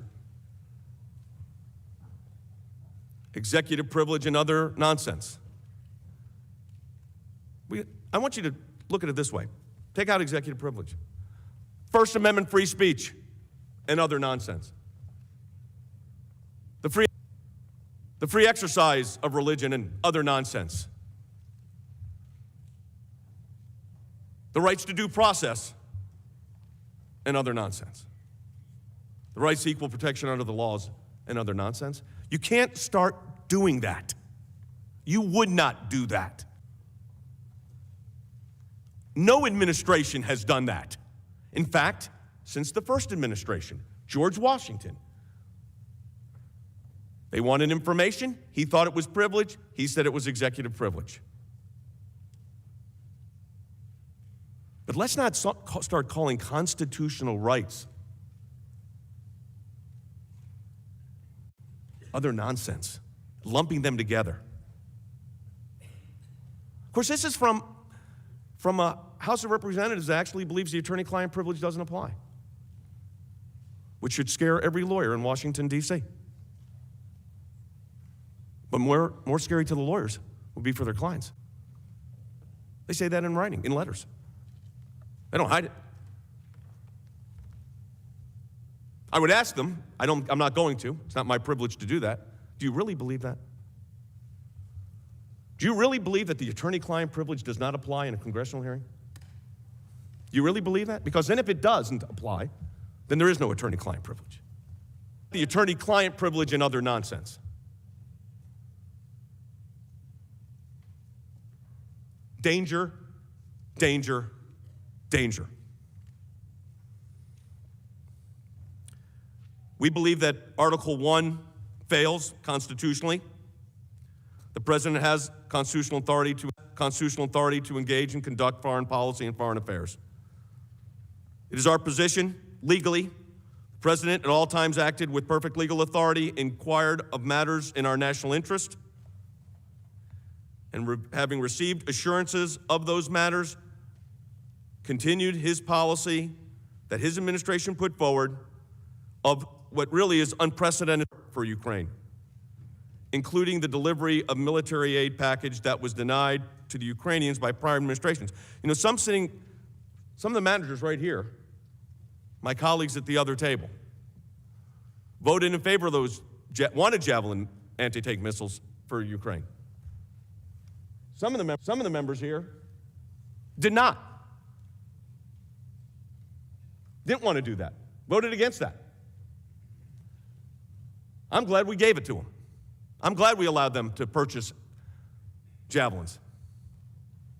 I tell you, I never served in the military. I have tremendous, tremendous respect for the men and women that protect our freedom each and every day. Tremendous respect for what they are doing and continue to do. But this president actually allowed the Javelins to go. Some of you liked that idea, some of you did not. a policy difference. Were you going to impeach President Obama because he did not give them lethal aid? No, nor should have you.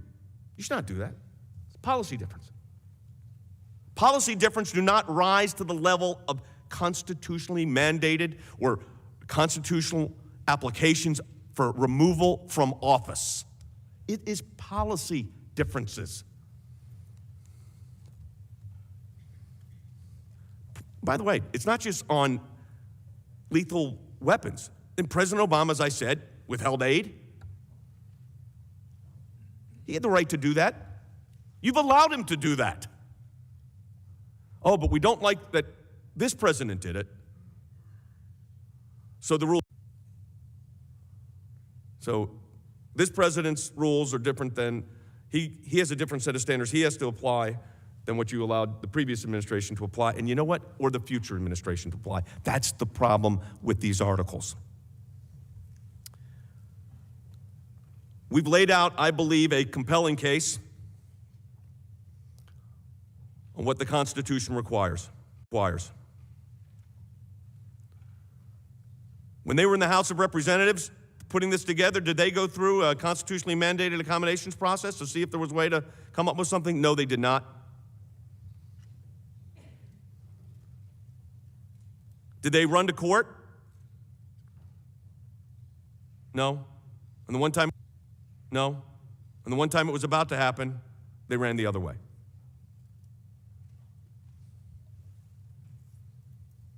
Separation of powers means something. It's not separation of powers and other nonsense.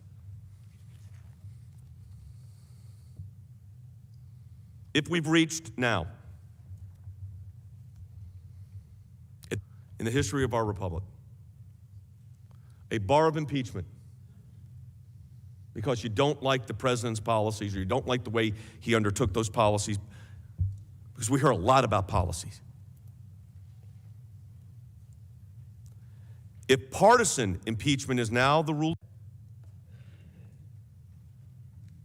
which these members and members of this Senate said should never be the rule of the day. My goodness, they said it, some of them 5 months ago. But then we had the national emergency. A phone call. It's an emergency. Except we'll just wait. But if partisan impeachment based on policy disagreements, which is what this is, and personal presumptions, or newspaper reports and allegations in a unsourced, maybe this is in somebody's book who's no longer at the White House, that becomes the new norm. Future presidents, Democrats, Republicans, will be paralyzed the moment they are elected, before they can even take the oath of office. The bar for impeachment cannot be set this low. Majority Leader McConnell, Democratic Leader Schumer, House managers, members of the Senate. Danger, danger, danger. These articles must be rejected. The Constitution requires it. Justice demands it. Majority Leader, we would ask for a short recess if we can, about 15 minutes. The Majority Leader is recognized. We'll be in recess for 15 minutes. Without objection.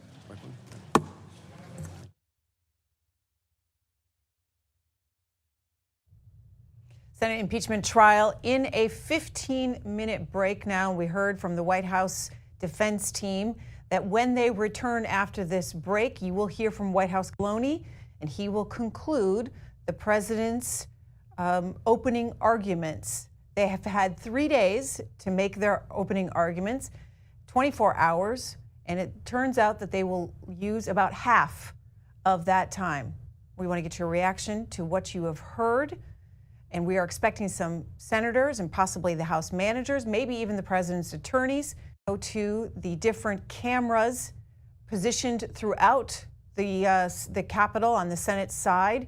So when we see one of them approach, we will go to that. In the meantime, we want to take your phone calls. Democrats, 202-748-8920. Republicans, 202-921. All others, 202-748-8922. Remember, you can text us as well at 202-748-8003. You just have to remember to put your first name, city, and state.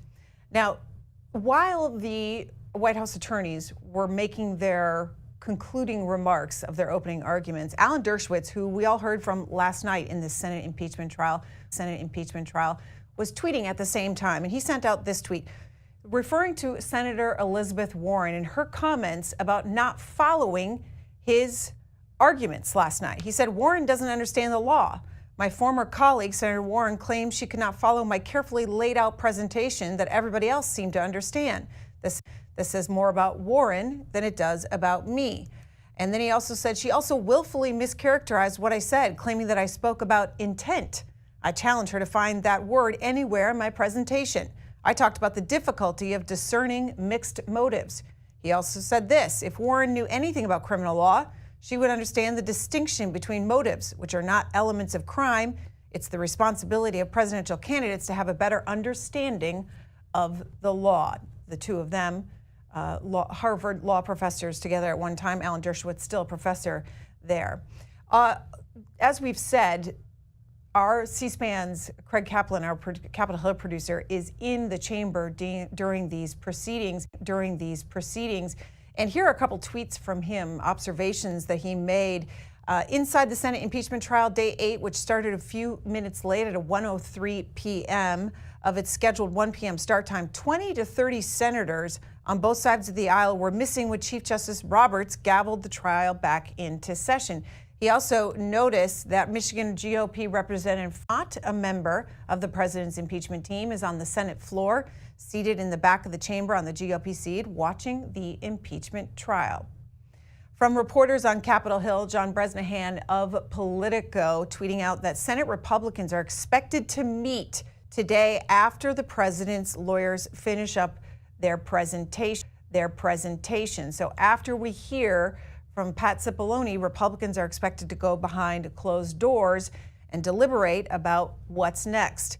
Maggie Haberman from the New York Times, who's had some breaking news, as you all know, over the past couple of days, along with Michael Schmidt, tweeting out that the president sounds resigned to having witnesses and sees it as likely in conversations with people. His team, meanwhile, has Republican senators that the White House lawyers weren't aware of the substance of what is in Bolton's book. Now, also Politico reporting that Lindsey Graham supports a plan to let senators view Bolton's transcript. However, Roll Call is reporting that getting a subpoena for that transcript could prove difficult, as there would be intellectual property rights issues with that. And then you also have Senator Rand Paul today, in this quote from the Washington Post, torching Bolton as a, quote, disgruntled, fired employee. Let's listen to what Senator Graham had to say earlier today about witnesses and John Bolton. Thank you. Senator, Here's where I'm at on witnesses. I am ready to make my decision based on the record established in the House. The House chose not to pursue witnesses that were available to them.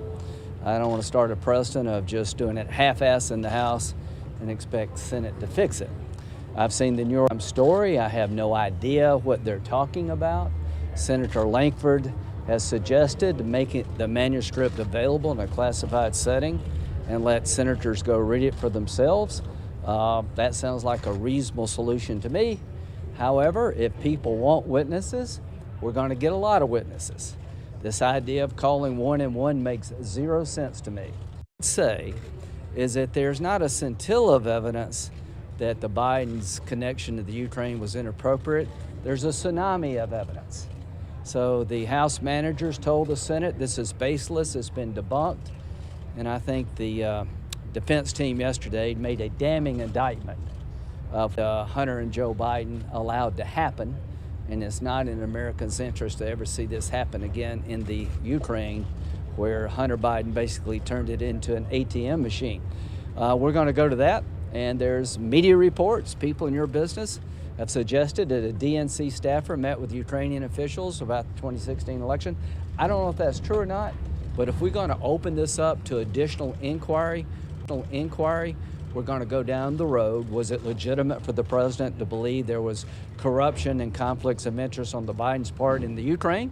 We'll explore that. And whether or not there's any credibility to the idea that the DNC may have been working with the Ukraine. So Mr. Chairman, then, so what is your vote going to be on that opening question of whether there should be a witness discussion? I'll let you know Friday, but right now I feel comfortable with the idea I have enough. And I'm just telling everybody who thinks you can surgically deal with this, it's not going to happen. I'll make a prediction. There'll be 51 Republican votes to call Hunter Biden, Joe Biden, the whistleblower, and the DNC staffer at a very minimum. Senator, why does the manuscript have to be? Would have been wrong. You said at the beginning of this process that if the aid to Ukraine was conditioned on an investigation of Biden, that would be wrong. Do you still believe that, or do you change your mind? Well, I've said basically what they've proved to me, it would have been wrong for Trump not to raise this issue. You have to be willfully blind and say that Democratic misconduct doesn't matter to you, not to believe that the president had a good reason to ask the Ukraine to look into the Biden affair. You had media reports right before the July 25th meeting. As much as I like Joe Biden, he needs to answer questions of why he allowed his son to continue to receive millions of dollars from Burisma when he continued to receive millions of dollars from Burisma when he should have known it was a conflict of interest. If a Republican had been in that same situation, you would be all over all of us wanting to know why we're not calling these people as witnesses. So as much as I like Joe Biden, he has to answer corruption efforts in the Ukraine. So why would the manuscript have to be in a classified setting? Apparently it's in a classified setting now. I'm just suggesting if it's in a classified setting now, let's look at it in that setting. This was Senator Langford's idea. It makes perfect sense to me. I don't know if it's achievable, but that would be a solution to the problem. Senator, one more quick question. Senator Lindsey Graham from earlier today talking to reporters on witnesses and calling witnesses. The headline in the Hill newspaper this morning that the Majority Leader Mitch McConnell struggles to maintain GOP unity post the news from that manuscript of John Bolton's book. Also, Olivia Beavers on Twitter, reporter saying Senator Braun says he does not feel need to see Bolton manuscript because, as he notes, Dershowitz argued yesterday that even if the claims made in the book are true, they don't rise to the level of an impeachable offense. Happening now on Capitol Hill outside the Senate chamber, House Republicans who are part of the president's defense team talking to reporters. But to think that articles of impeachment will come over here and hijack the Senate the way it has. And they say 1,000 times over, no one's above the law, and they don't even accuse the president of breaking any law. It's time to move on. And it's time to move forward. And I'll leave you with this. Just imagine what happened in our country if you play this out. Not just long term.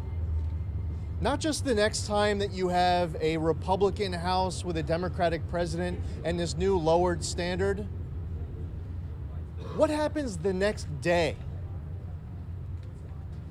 I care about our republic. My background's in the military. I still serve in the Army Reserve. The 82nd Airborne Division. Elise represents Fort Drum. We have people who go overseas for their 10th deployment. They might have a 4-year-old and a 6-year-old at home. Why do they make that sacrifice? Why are they willing to lay down their life for our flag, for our freedoms, for our liberty, for our action? We're willing to risk it all, not just for friends and family, but for strangers. All of you, as patriots, regardless of whether you're in Congress, you're a member of the media, or you're watching at home, think about what this means for America the next day. It's time to move on. Happy to answer any questions you have. What did you hear from the President's Defense Counsel that disapproves the quid pro quo by the President? Well, so first off, the burden of proof is not on the president to prove his innocence. Now, there are many members of the House who said that the president is guilty until he proves his innocence. That's not the American way. But the very first person who came to testify gave a transcribed interview, former Special Envoy Ukraine, Kurt Volker. And if you go right back to his deposition, his transcript to start this whole thing off, he said that the readouts from Ukraine and the U.S. after the July 25th call make no reference to quid pro quo or a hold on aid. That the next day on July 26, Kurt Volker meets with President Zelensky and there's no reference to quid pro quo or a hold on aid. For weeks that follow, with all of the contacts between Ambassador Volker and President Zelensky and his top aides, there's no reference to quid pro quo or a hold on aid. And not just Kurt Volker, and Bill Taylor, and George Kent, and others, the people who were actually in touch with President Zelensky and his top team, they all say that President Zelensky didn't know that there was a hold on aid until after reading it in Politico at the very end of August. The hold on aid gets released shortly thereafter, and Ukraine didn't have to do anything new in order to get that hold on aid lifted. These facts were actually the very first facts that we learned with the very first witness in front of Adam Schiff. Congressman, the Republicans have said that none of those witnesses that you heard in the House were in the room with the president or ever had a conversation with the president. So why don't they want to hear from people like John Bolton who have been in the Oval Office, have been directly in these conversations? Yeah, no, actually, Ambassador Volker did have direct conversations with the President of the United States, and to that point, one other. Well, let me just answer it because Ambassador Volker has, he did speak, but on top of that, going back to the fall of 2017, President Trump was directly expressing his concern to Ambassador Volker of the need to fight corruption in Ukraine. Were you about to say something? Away from the House Republicans, take you over to another camera. Senator Richard Blumenthal, Democrat of Connecticut, talking to reporters. Was a fact-free summation of a case bereft of evidence. We need the evidence. We need the witnesses and documents. They may have the votes at this moment, but I hope my colleagues will look themselves in the mirror and look at how they will be viewed by history and by their constituents. And what do you think of the one-for-one sort of deal that is going around? What we want is the truth, not some quid pro quo on witnesses.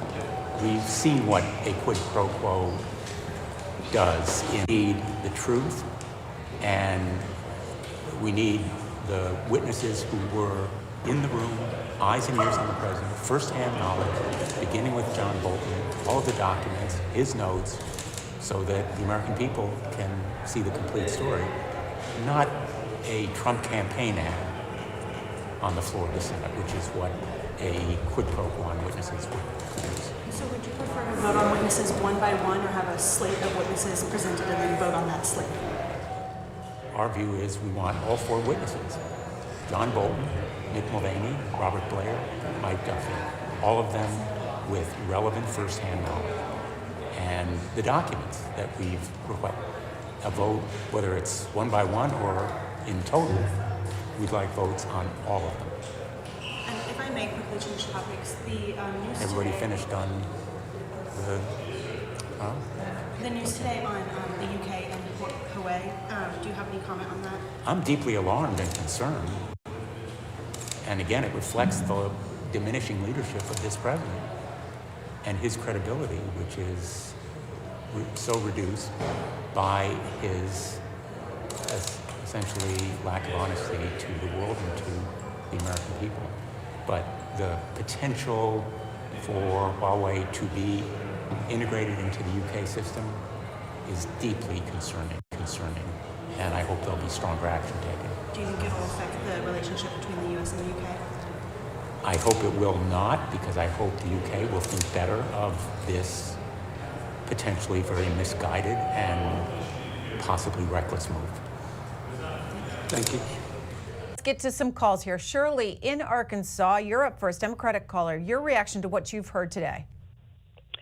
Well, I've voted Democrat for 59 years, but with all that's going on, I'll never, ever vote for Democrat. They're corrupt.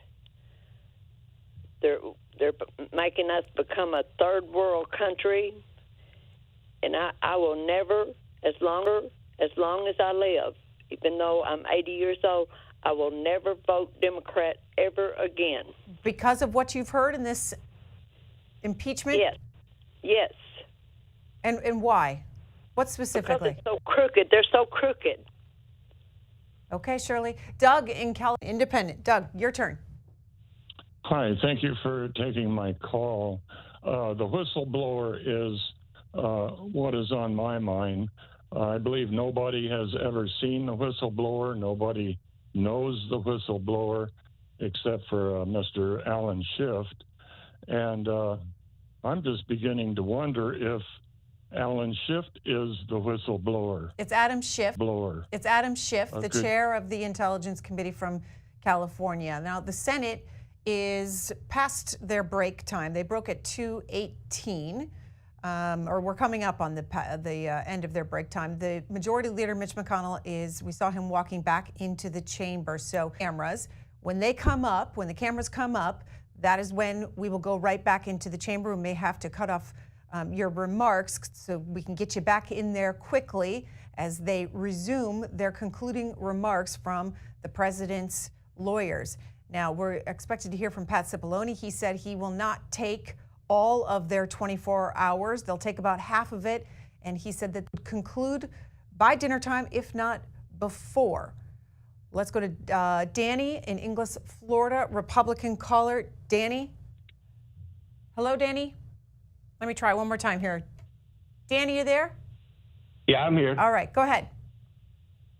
Trump said he was going to run on the basis of draining the swamp.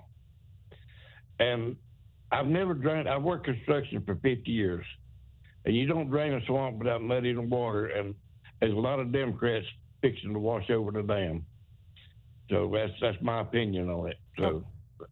All right, Danny. Danny in Florida. Now, after we hear the conclusion of his lawyer's opening remarks this afternoon, The Hill is reporting that Senate Republicans are going to meet behind closed doors, that the Majority Leader, Mitch McConnell, according to two sources, that he has called the meeting to get his GOP colleagues on the same page as phase one of the impeachment trial nears its end. Under the trial's organizing resolution, which McConnell drafted, senators will then have 16 hours to ask questions of the House managers and the president's lawyers before voting on whether it should be in order to subpoena additional witnesses, such as the former National Security Advisor John Bolton and acting White House Chief of Staff Mick Mulvaney.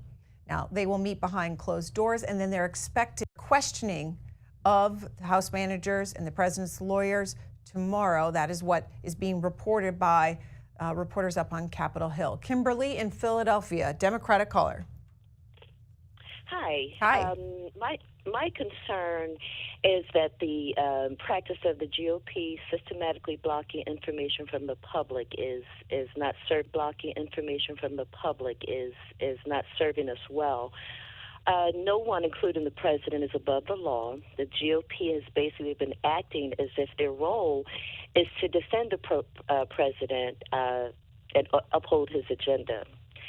Starting with the holding of legislation since the president has been in office, the GOP has basically been upholding his agenda as opposed to appearing as if they're working for the public, as each senator is to be.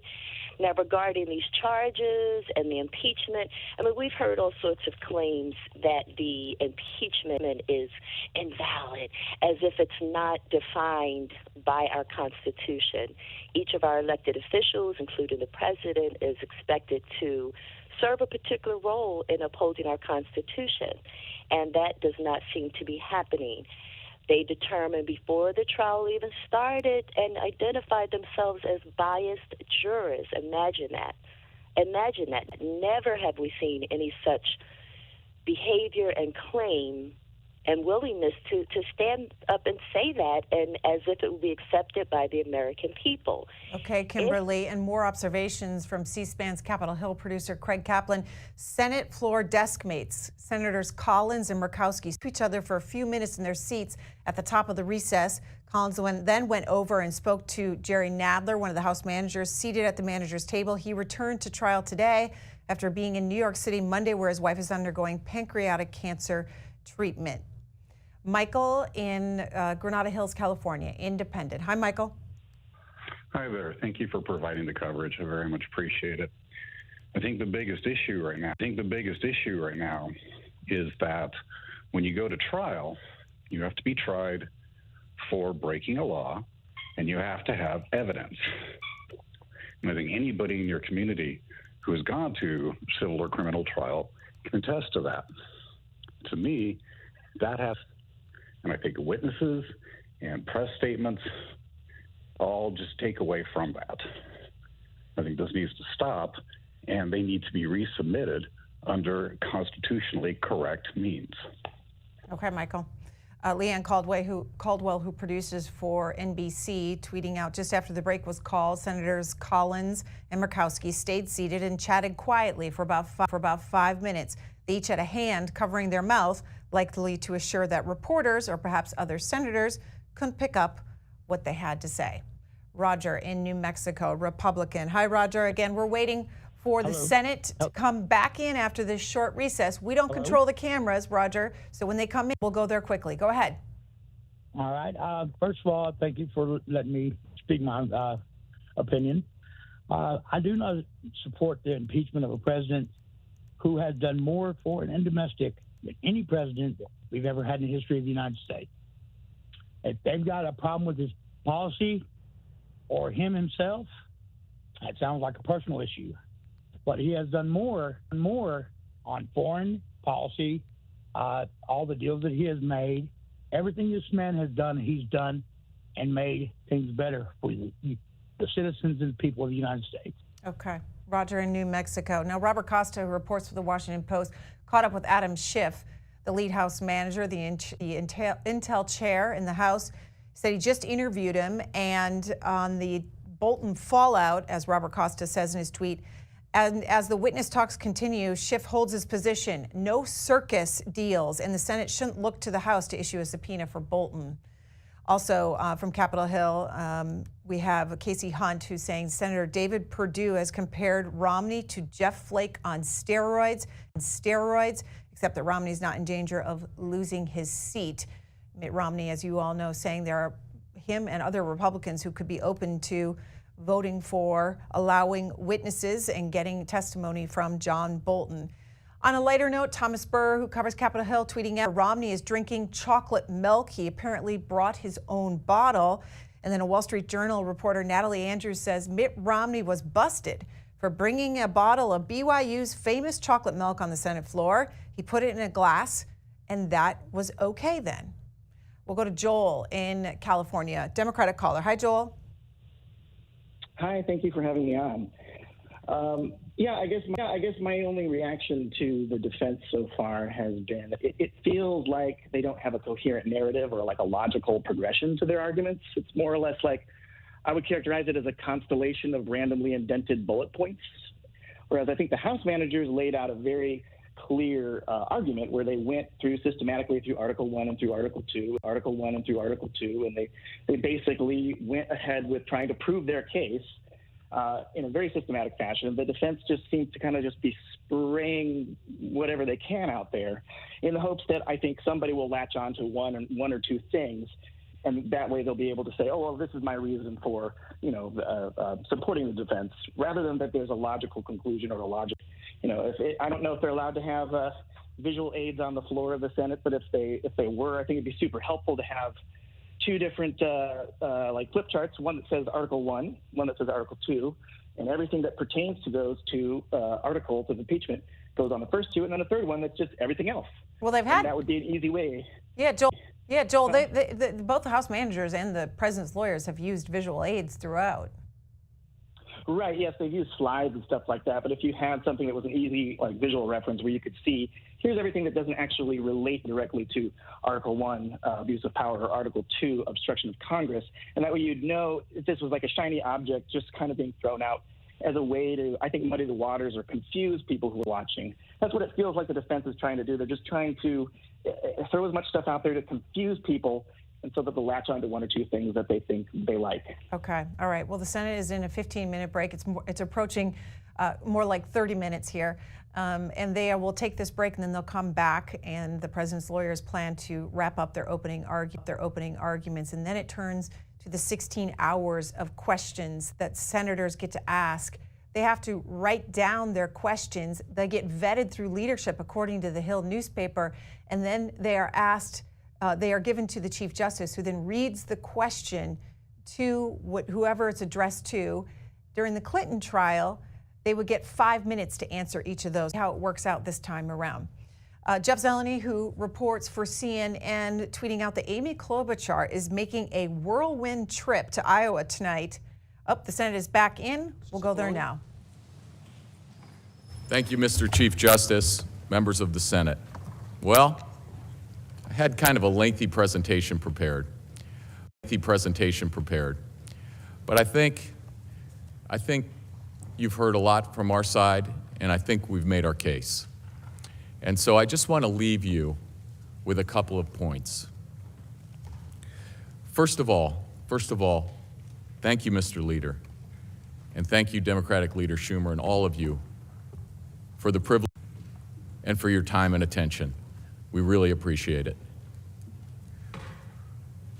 We've made 3 basic points. 1, all you need in this case is the Constitution and your common sense.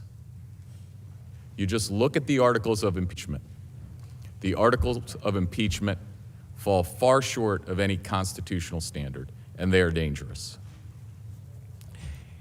And if you look to the words from the past that I think are instructive, as I said last night, they're instructive because they were right then and they're right now. And I'll leave you with some of those words. There must never be a narrowly voted impeachment or an impeachment supported by one of our major political parties and opposed by the other. Such an impeachment will produce the divisiveness and bitterness in our politics for years to come, and will call into question the very legitimacy of our political institutions. This is on the American people. By these actions, you would undo the free election that expressed the will of the American people in 1996. In so doing, you will damage the faith the American people have in this institution and in the American democracy. You will set the dangerous precedent that the certainty of presidential terms, which has so benefited our wonderful America, will be replaced by the partisan use of impeachment. Future presidents will face election, then litigation, then impeachment. The power of the president will diminish in the face of the Congress, a phenomenon much feared by the founding fathers. This is a constitutional amendment that we are debating, not an impeachment resolution. The Republicans are crossing out the impeachment standard of high crimes and misdemeanors, and they are inserting the words any crime or misdemeanor. We are permitting a constitutional coup d'etat, which will harm our country forever. I warn my colleagues that you will reap the bitter harvest of the unfair partisan seeds you sowed today. The constitutional provision for impeachment is a way to protect our government and our citizens, not another weapon in the political arsenal. I expect history will show that we've lowered the bar on impeachment so much. We have broken the seal on this extreme penalty so cavalierly that it will be used as a routine tool to fight political battles. My fear is that when a Republican wins the White House, Democrats will demand payback. You were right. But I'm sorry to say you were also prophetic. And I think I couldn't say it better myself, so I won't. You know what the right answer is in your heart. You know what the right answer is for our country. You know what the right answer is for the American people. What the American people? What they are asking you to do is to throw out a successful president on the eve of an election with no basis and in violation of the Constitution. It would dangerously change our country and weaken forever all of our democratic institutions. American people. Why not trust the American people with this decision?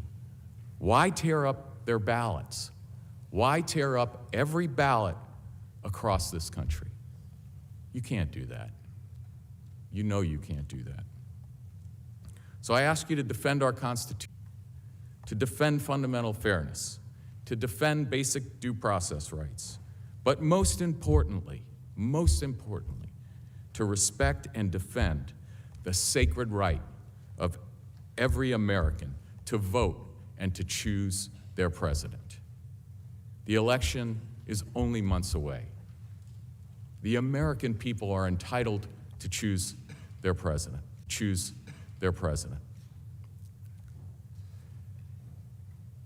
Overturning the last election and massively interfering with the upcoming one would cause serious and lasting damage to the people of the United States and to our great country. The Senate cannot allow this to happen. It is time for this to end, here and now. So we urge the Senate to reject these articles of impeachment for all of the reasons we have given you. You know them all. I don't need to repeat them. They've repeatedly said over again, a quote from Benjamin Franklin, "It's a republic if you can keep it." And every time I heard it, I said to myself, it's a republic if they let us keep it. And I have every confidence in your wisdom. You will do the only thing you can do, what you must do, what the Constitution compels you to do. Reject these articles of impeachment for our country and for the American people. It will show that you put the Constitution above partisanship. It will show that we can come together on both sides of the aisle and end the era of impeachment for good. You know it should end. You know it should end. It will allow you all to spend all of your energy and all of your enormous talent and all of your resources on doing what the American people sent you here to do, to work together, to work with the president, to solve their problems. So this should end now, as quickly as possible. Thank you for your attention. I look forward to answering your questions. And with that, that ends our presentation. Thank you very much.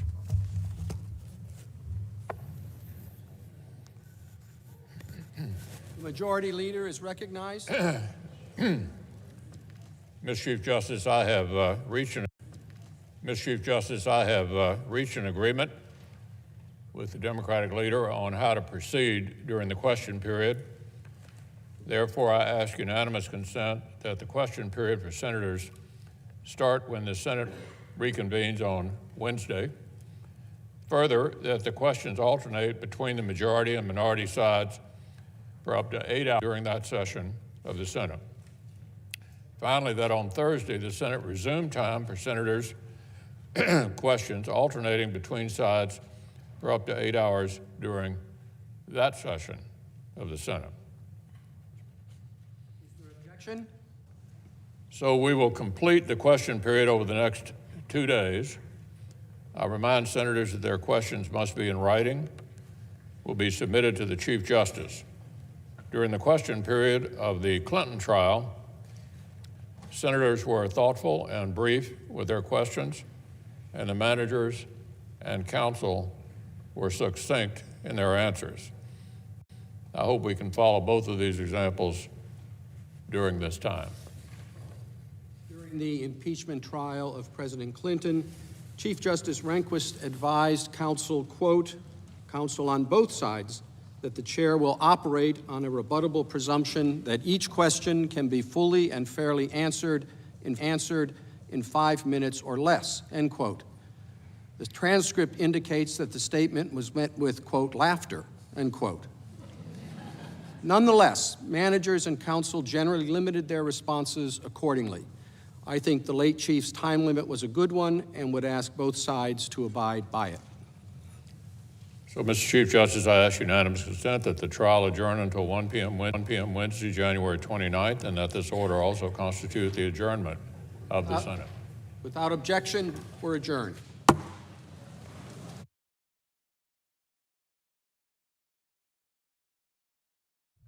And with that, the president's lawyers have wrapped up their opening.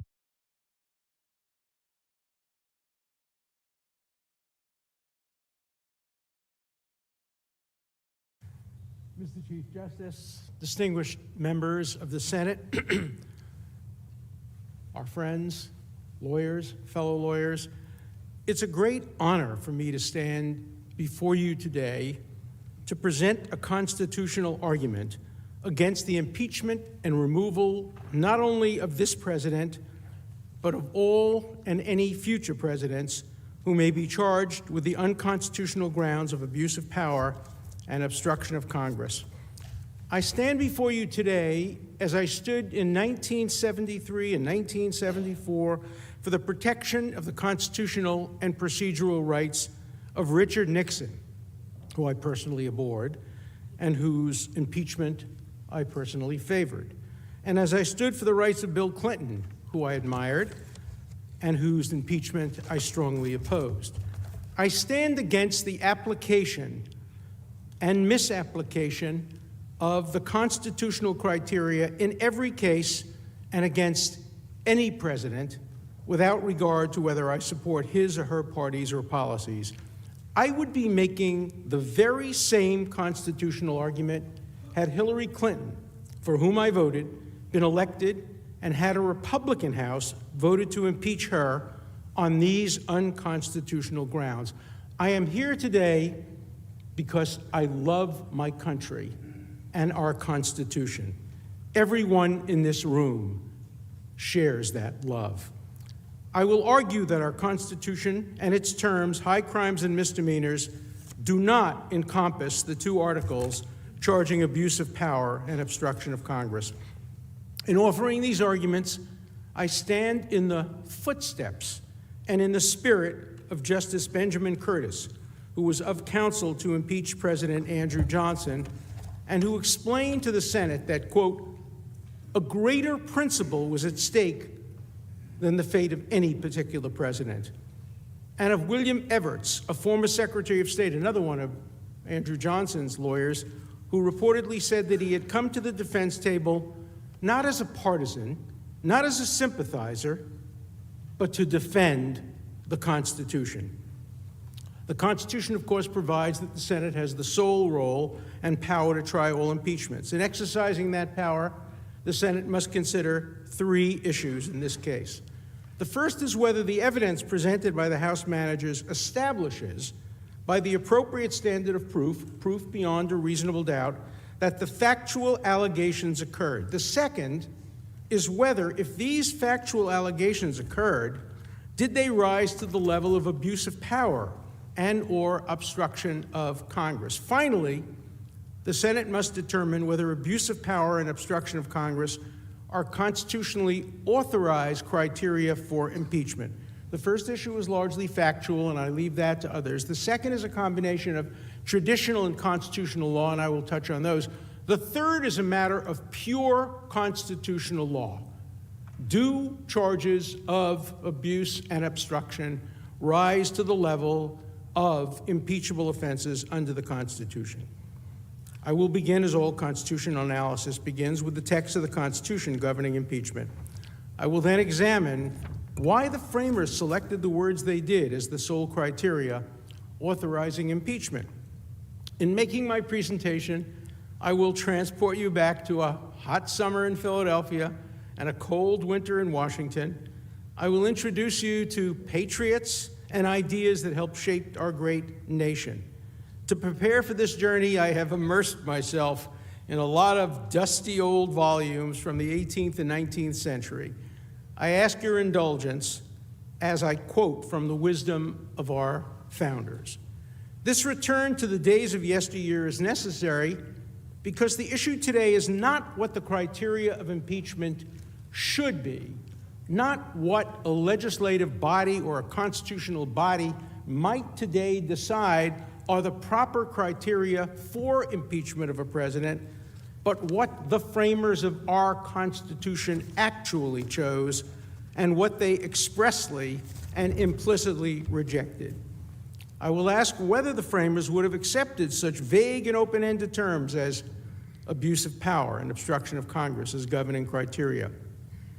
I will show by a close review of the history that they did not and would not accept such criteria for fear that these criteria would turn our new republic into a British-style parliamentary democracy in which the chief executive's tenure would be, in the words of James Madison, the father of our Constitution, at the pleasure of the legislature. The conclusion I will offer for your consideration is similar, though not identical, to that advocated by highly respected Justice Benjamin Curtis, who, as you know, dissented from the Supreme Court's notorious decision in Dred Scott, and who, after resigning in protest from the High Court, served as counsel to President Andrew Johnson in the Senate impeachment trial. He argued, and I quote, "There can be no crime, there can be no misdemeanor without a law, written or unwritten, express or implied." In so arguing, he was echoing the conclusion reached by Dean Theodore Dwight of the Columbia Law School, who wrote in 1867, just before the impeachment, "Unless a crime is specifically named in the Constitution, treason and bribery, impeachments like indictments can only be instituted for crimes committed against the statutory law of the United States." As Judge Starr said earlier today, he described that as the weight of authority being on the side of that proposition at a time much closer to the framing than we are today. The main thrust of my argument, however, and the one most relevant to these proceedings, is that even if that position is not accepted, even if criminal conduct were not required, the framers of our Constitution implicitly rejected, and if it had been presented to them, would have explicitly rejected such vague terms as abuse of power and obstruction of Congress as among the enumerated and defined criteria for impeaching a president. You will recall that among the articles of impeachment against President Johnson were accusations of non-criminal but outrageous misbehavior, including ones akin to the abuse of power and obstruction of Congress. For example, Article 10 charged Johnson did attempt to bring into disgrace, ridicule, hatred, and contempt and reproach the Congress of the United States. Article 11 charged Johnson with denying that Congress was authorized by the Constitution to exercise legislative power and denying that the legislation of said Congress was obligatory upon him. Pretty serious charges. Here's how Justice Curtis responded to these non-criminal charges. Quote, "My first position is that when Congress speaks of treason, bribery, and other crimes and misdemeanors, it refers to and includes only high criminal offenses against the United States, made so by some law of the United States, existing when the acts complained of were done. And I say," he continued, "that this is plainly to be inferred from each and every one of the provisions of the Constitution on the subject of impeachment." And I will briefly review those other provisions of the Constitution with you. Judge Curtis's interpretation is supported. Indeed, in his view, it was compelled by the constitutional text. Treason, bribery, and other crimes and misdemeanors are high crimes. Other high crimes and misdemeanors must be akin to treason and bribery. Curtis cited the Latin phrase nocitur ai soci, I'm sorry for the mispronunciation, referring to a classic rule of interpretation that when the meaning of a word that is part of a group of words is uncertain, you should look to the other words in that group that provide interpretive context. The the late Justice Antonin Scalia gave the following current example. If one speaks of Mickey Mantle, Rocky Marciano, Michael Jordan, and other great competitors, the last noun does not reasonably refer to Sam Walton, who was a great competitor, but in business, or to Napoleon, a great competitor on the battlefield. Applying that rule to the groups of words treason, bribery, and other high crimes and misdemeanors, the last 5 words should be interpreted to include only serious criminal behavior akin to treason and bribery. Justice Curtis then reviewed the other provisions of the Constitution that relate to impeachment. First, he started with the provision that says, the President of the United States shall have the power to grant reprieves and pardons, listen now, for offenses against the United States, except in cases of impeachment. He cogently argued that if impeachment were not an offense against the United States, was not based on an offense against the United States, there would have been no need for any constitutional exception. He then went on to a second provision. The trial of all crimes, except in cases of impeachment, shall be by jury. This demonstrated, according to Curtis, that impeachment requires a crime. But unlike other crimes, it does not require a jury trial. You are the judge and the jury. He also pointed out that impeachment trial, by the express words of the Constitution, requires an acquittal or a conviction, judgments generally rendered only in the trial of crimes. Now, President Johnson's lawyers, of course, argued in the alternative, as all lawyers do when there are questions of fact and of law. He argued that Johnson did not violate the articles of impeachment, as you've heard from other lawyers today, but even if he did, that the articles do not charge impeachable offenses, which is the argument that I am making before you this evening. Justice Curtis's first position, however, was that the articles did not charge an impeachable offense because they did not allege high crime offenses against the United States.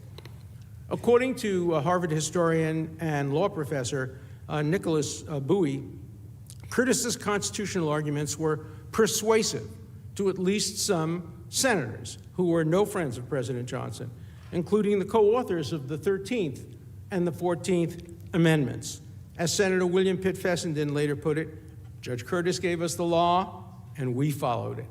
Senator James W. Grimes echoed Curtis's argument by refusing to accept an interpretation of high crimes and misdemeanors that changes according to the law of each senator's judgment enacted in his own bosom after the alleged commission of the offense. Though he desperately wanted to see President Johnson, who he despised, out of office, he believed that an impeachment and removal without the violation of law would be, quote, construed into approval of impeachments as part of future political machinery. According to Professor Bowie, Justice Curtis's constitutional arguments may well have contributed to the decision by at least some of the 7 Republican dissidents to defy their party and vote for acquittal, which was secured by a single vote. Now, today, Professor Bowie has an article in the New York Times in which he repeats his view that, quote, impeachment requires a crime. But he now argues that the articles of impeachment do charge crimes. He is simply wrong. He is wrong because in the United States versus Hudson, a case decided almost more than 200 years ago now, the United States Supreme Court ruled that federal courts have no jurisdiction to create common law crimes. Crimes are only what are in the statute book. So Professor Bowie is right that the Constitution requires a crime for impeachment, but wrong when he says that common law crimes can be used as a basis for impeaching, even though they don't appear in the statute books. Now, I'm not here arguing that the current distinguished members of the Senate are in any way bound, legally bound, by Justice Curtis's arguments or those of Dean Dwight. But I am arguing that you should give them serious consideration, the consideration to which they're entitled by the eminence of their author and the role they may have played in the outcome of the closest precedent to the current case. Now, I want to be clear, there's a nuanced difference between the arguments made by Curtis and Dwight and the argument that I am presenting here today, based on my reading of history. Curtis argued that there must be a specific violation of pre-existing law. He recognized that at the time of the Constitution, there were no federal criminal statutes. Of course not. The Constitution established the national government, so we couldn't have statutes prior to the establishment of our Constitution and our nation. This argument is offered today by proponents of this impeachment on the claim that framers could not have intended to limit the criteria for impeachment to criminal-like behavior. Justice Curtis addressed that issue and that argument head-on. He pointed out that crimes such as bribery would be made criminal by the laws of the United States, which the framers of the Constitution knew would be passed. In other words, he anticipated that Congress would soon enact statutes punishing and defining crimes such as burglary, extortion, perjury, etc. He anticipated that, and he based his argument in part on that. The Constitution already included treason as a crime, and that was defined in the Constitution itself, and then it included other crimes. But what Justice Curtis said is that you could include laws written or unwritten, express or implied, by which he meant common law, which at the time of the Constitution, there were many common law crimes, and they were enforceable, even federally, until the Supreme Court, many years later, decided that common law crimes were no longer part of federal jurisdiction. So the position that I've derived from the history would include, and this is a word that has upset some people, but would include criminal-like conduct akin to treason and bribery. There need not be, in my view, conclusive evidence of a technical crime that would necessarily result in a criminal conviction. Let me explain. For example, if a president were to receive or give a bribe outside of the United States and outside of the statute of limitations, he could not technically be prosecuted in the United States for such a crime. But I believe he could be impeached for such a crime because he committed the crime of bribery, even though he couldn't technically be accused of it in the United States. That's the distinction that I think we draw. Or if a president committed extortion, perjury, or obstruction of justice, he could be charged with these crimes as impeachable offenses because these crimes, though not specified in the Constitution, are akin to treason and bribery. This would be true even if some of the technical elements, time and place, were absent. What Curtis and Dwight and I agree upon, and this is the key point in this impeachment case, please understand what I'm arguing, is that purely non-criminal conduct, including abuse of power and obstruction of Congress, are outside the range of impeachable offenses. That is the key argument I'm presenting today. This view was supported by text writers and judges close in time to the founding. William Oldwell Russell, whose 1819 treatise on criminal law was a Bible among criminal law scholars and others, defined high crimes and misdemeanors as, quote, such immoral and unlawful acts as are nearly allied and equal in guilt to a felony, and yet, owing to the absence of some technical circumstances, do not fall within the definition of a felony. Similar views were expressed by some state courts, others disagreed. Curtis considered views, and those of Dwight, Russell, and others, based on careful study of the text and history, are not bonkers, absurdist, legal claptrap, or other demeaning epithets thrown around by partisan supporters of this impeachment. As Judge Starr pointed out, they had the weight of authority.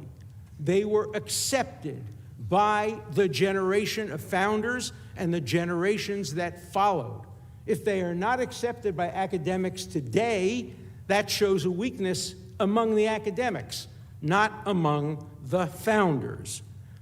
These who disagree with Curtis's textual analysis are obliged, I believe, to respond with reasoned counter-interpretations, not name-calling. If Justice Curtis's arguments and those of Dean Dwight are rejected, I think then proponents of impeachment must offer alternative principles, alternative standards for impeachment and removal. We just heard that in 1970, Congressman Gerald Ford, who I greatly admired, said the following: in the context of an impeachment of a justice, an impeachable offense is whatever a majority of the House of Representatives considered it to be at a given moment in history, etc. You all know the quote. Congresswoman Maxine Waters recently put it more succinctly in the context of a presidential impeachment. Here's what she said: impeachment is whatever Congress says it is. There is no law. But this lawless view would place Congress above the law. It would place Congress above the Constitution. For Congress to ignore the specific words of the Constitution itself and substitute its own judgments would be for Congress to do what it is accusing the president of doing. And no one is above the law, not the president and not Congress. This is precisely the kind of view expressly rejected by the framers, who feared having a president serve at the pleasure of the legislature, and it is precisely the view rejected by Senator James Grimes when he refused to accept an interpretation of high crimes and misdemeanors that would change according to the law of each senator's judgment enacted in his own bosom. The Constitution requires, in the words of Gouverneur Morris, that the criteria for impeachment must be enumerated and defined. Those who advocate impeachment today are obliged to demonstrate how the criteria accepted by the House in this case are enumerated and defined in the Constitution. The compelling textual analysis provided by Justice Curtis is confirmed by the debate in the Constitutional Convention, by the Federalist Papers, by the writings of William Blackstone, and I believe by the writings of Alexander Hamilton, which were heavily relied on by lawyers at the time of the Constitution's adoption. There were, at the time of the Constitution's adoption, two great debates that went on, and it's very important to understand the distinction between these two great debates. The first, hard to imagine today, but the first was, should there be any power to impeach a president at all? And there were several members of the founding generation and of the framers of the Constitution who said no, a president shouldn't be allowed to be impeached. The second is very, very important in our consideration today, is if a president is to be subject to impeachment, what should the criteria be? These are very different issues, and they are often erroneously conflated. Let's begin with the first debate. During the broad debate about whether a president should be subject to impeachment, proponents of impeachment used vague and open-ended terms such as unfit, obnoxious, corrupt, misconduct, misbehavior, negligence, malpractice, perfidy, treachery, incapacity, peculation, and maladministration. They worried that a president might, quote, pervert his administration into a scheme of speculation and oppression, that he might be corrupted by foreign influence, and yes, this is important, that he might have great opportunities of abusing his power. Those were the concerns that led the framers to decide that a president must be subject to impeachment. But not a single one of the framers suggested that these general fears, justifying the need for an impeachment and removal mechanism, should automatically be accepted as a specific criterion for impeachment. Far from it, as Governor Morris aptly put it, corruption and some other offenses ought to be impeachable, but the cases ought to be enumerated and defined. The great fallacy of many contemporary scholars and pundits, and with due respect, members of the House of Representatives, is that they fail to understand the critical distinction between the broad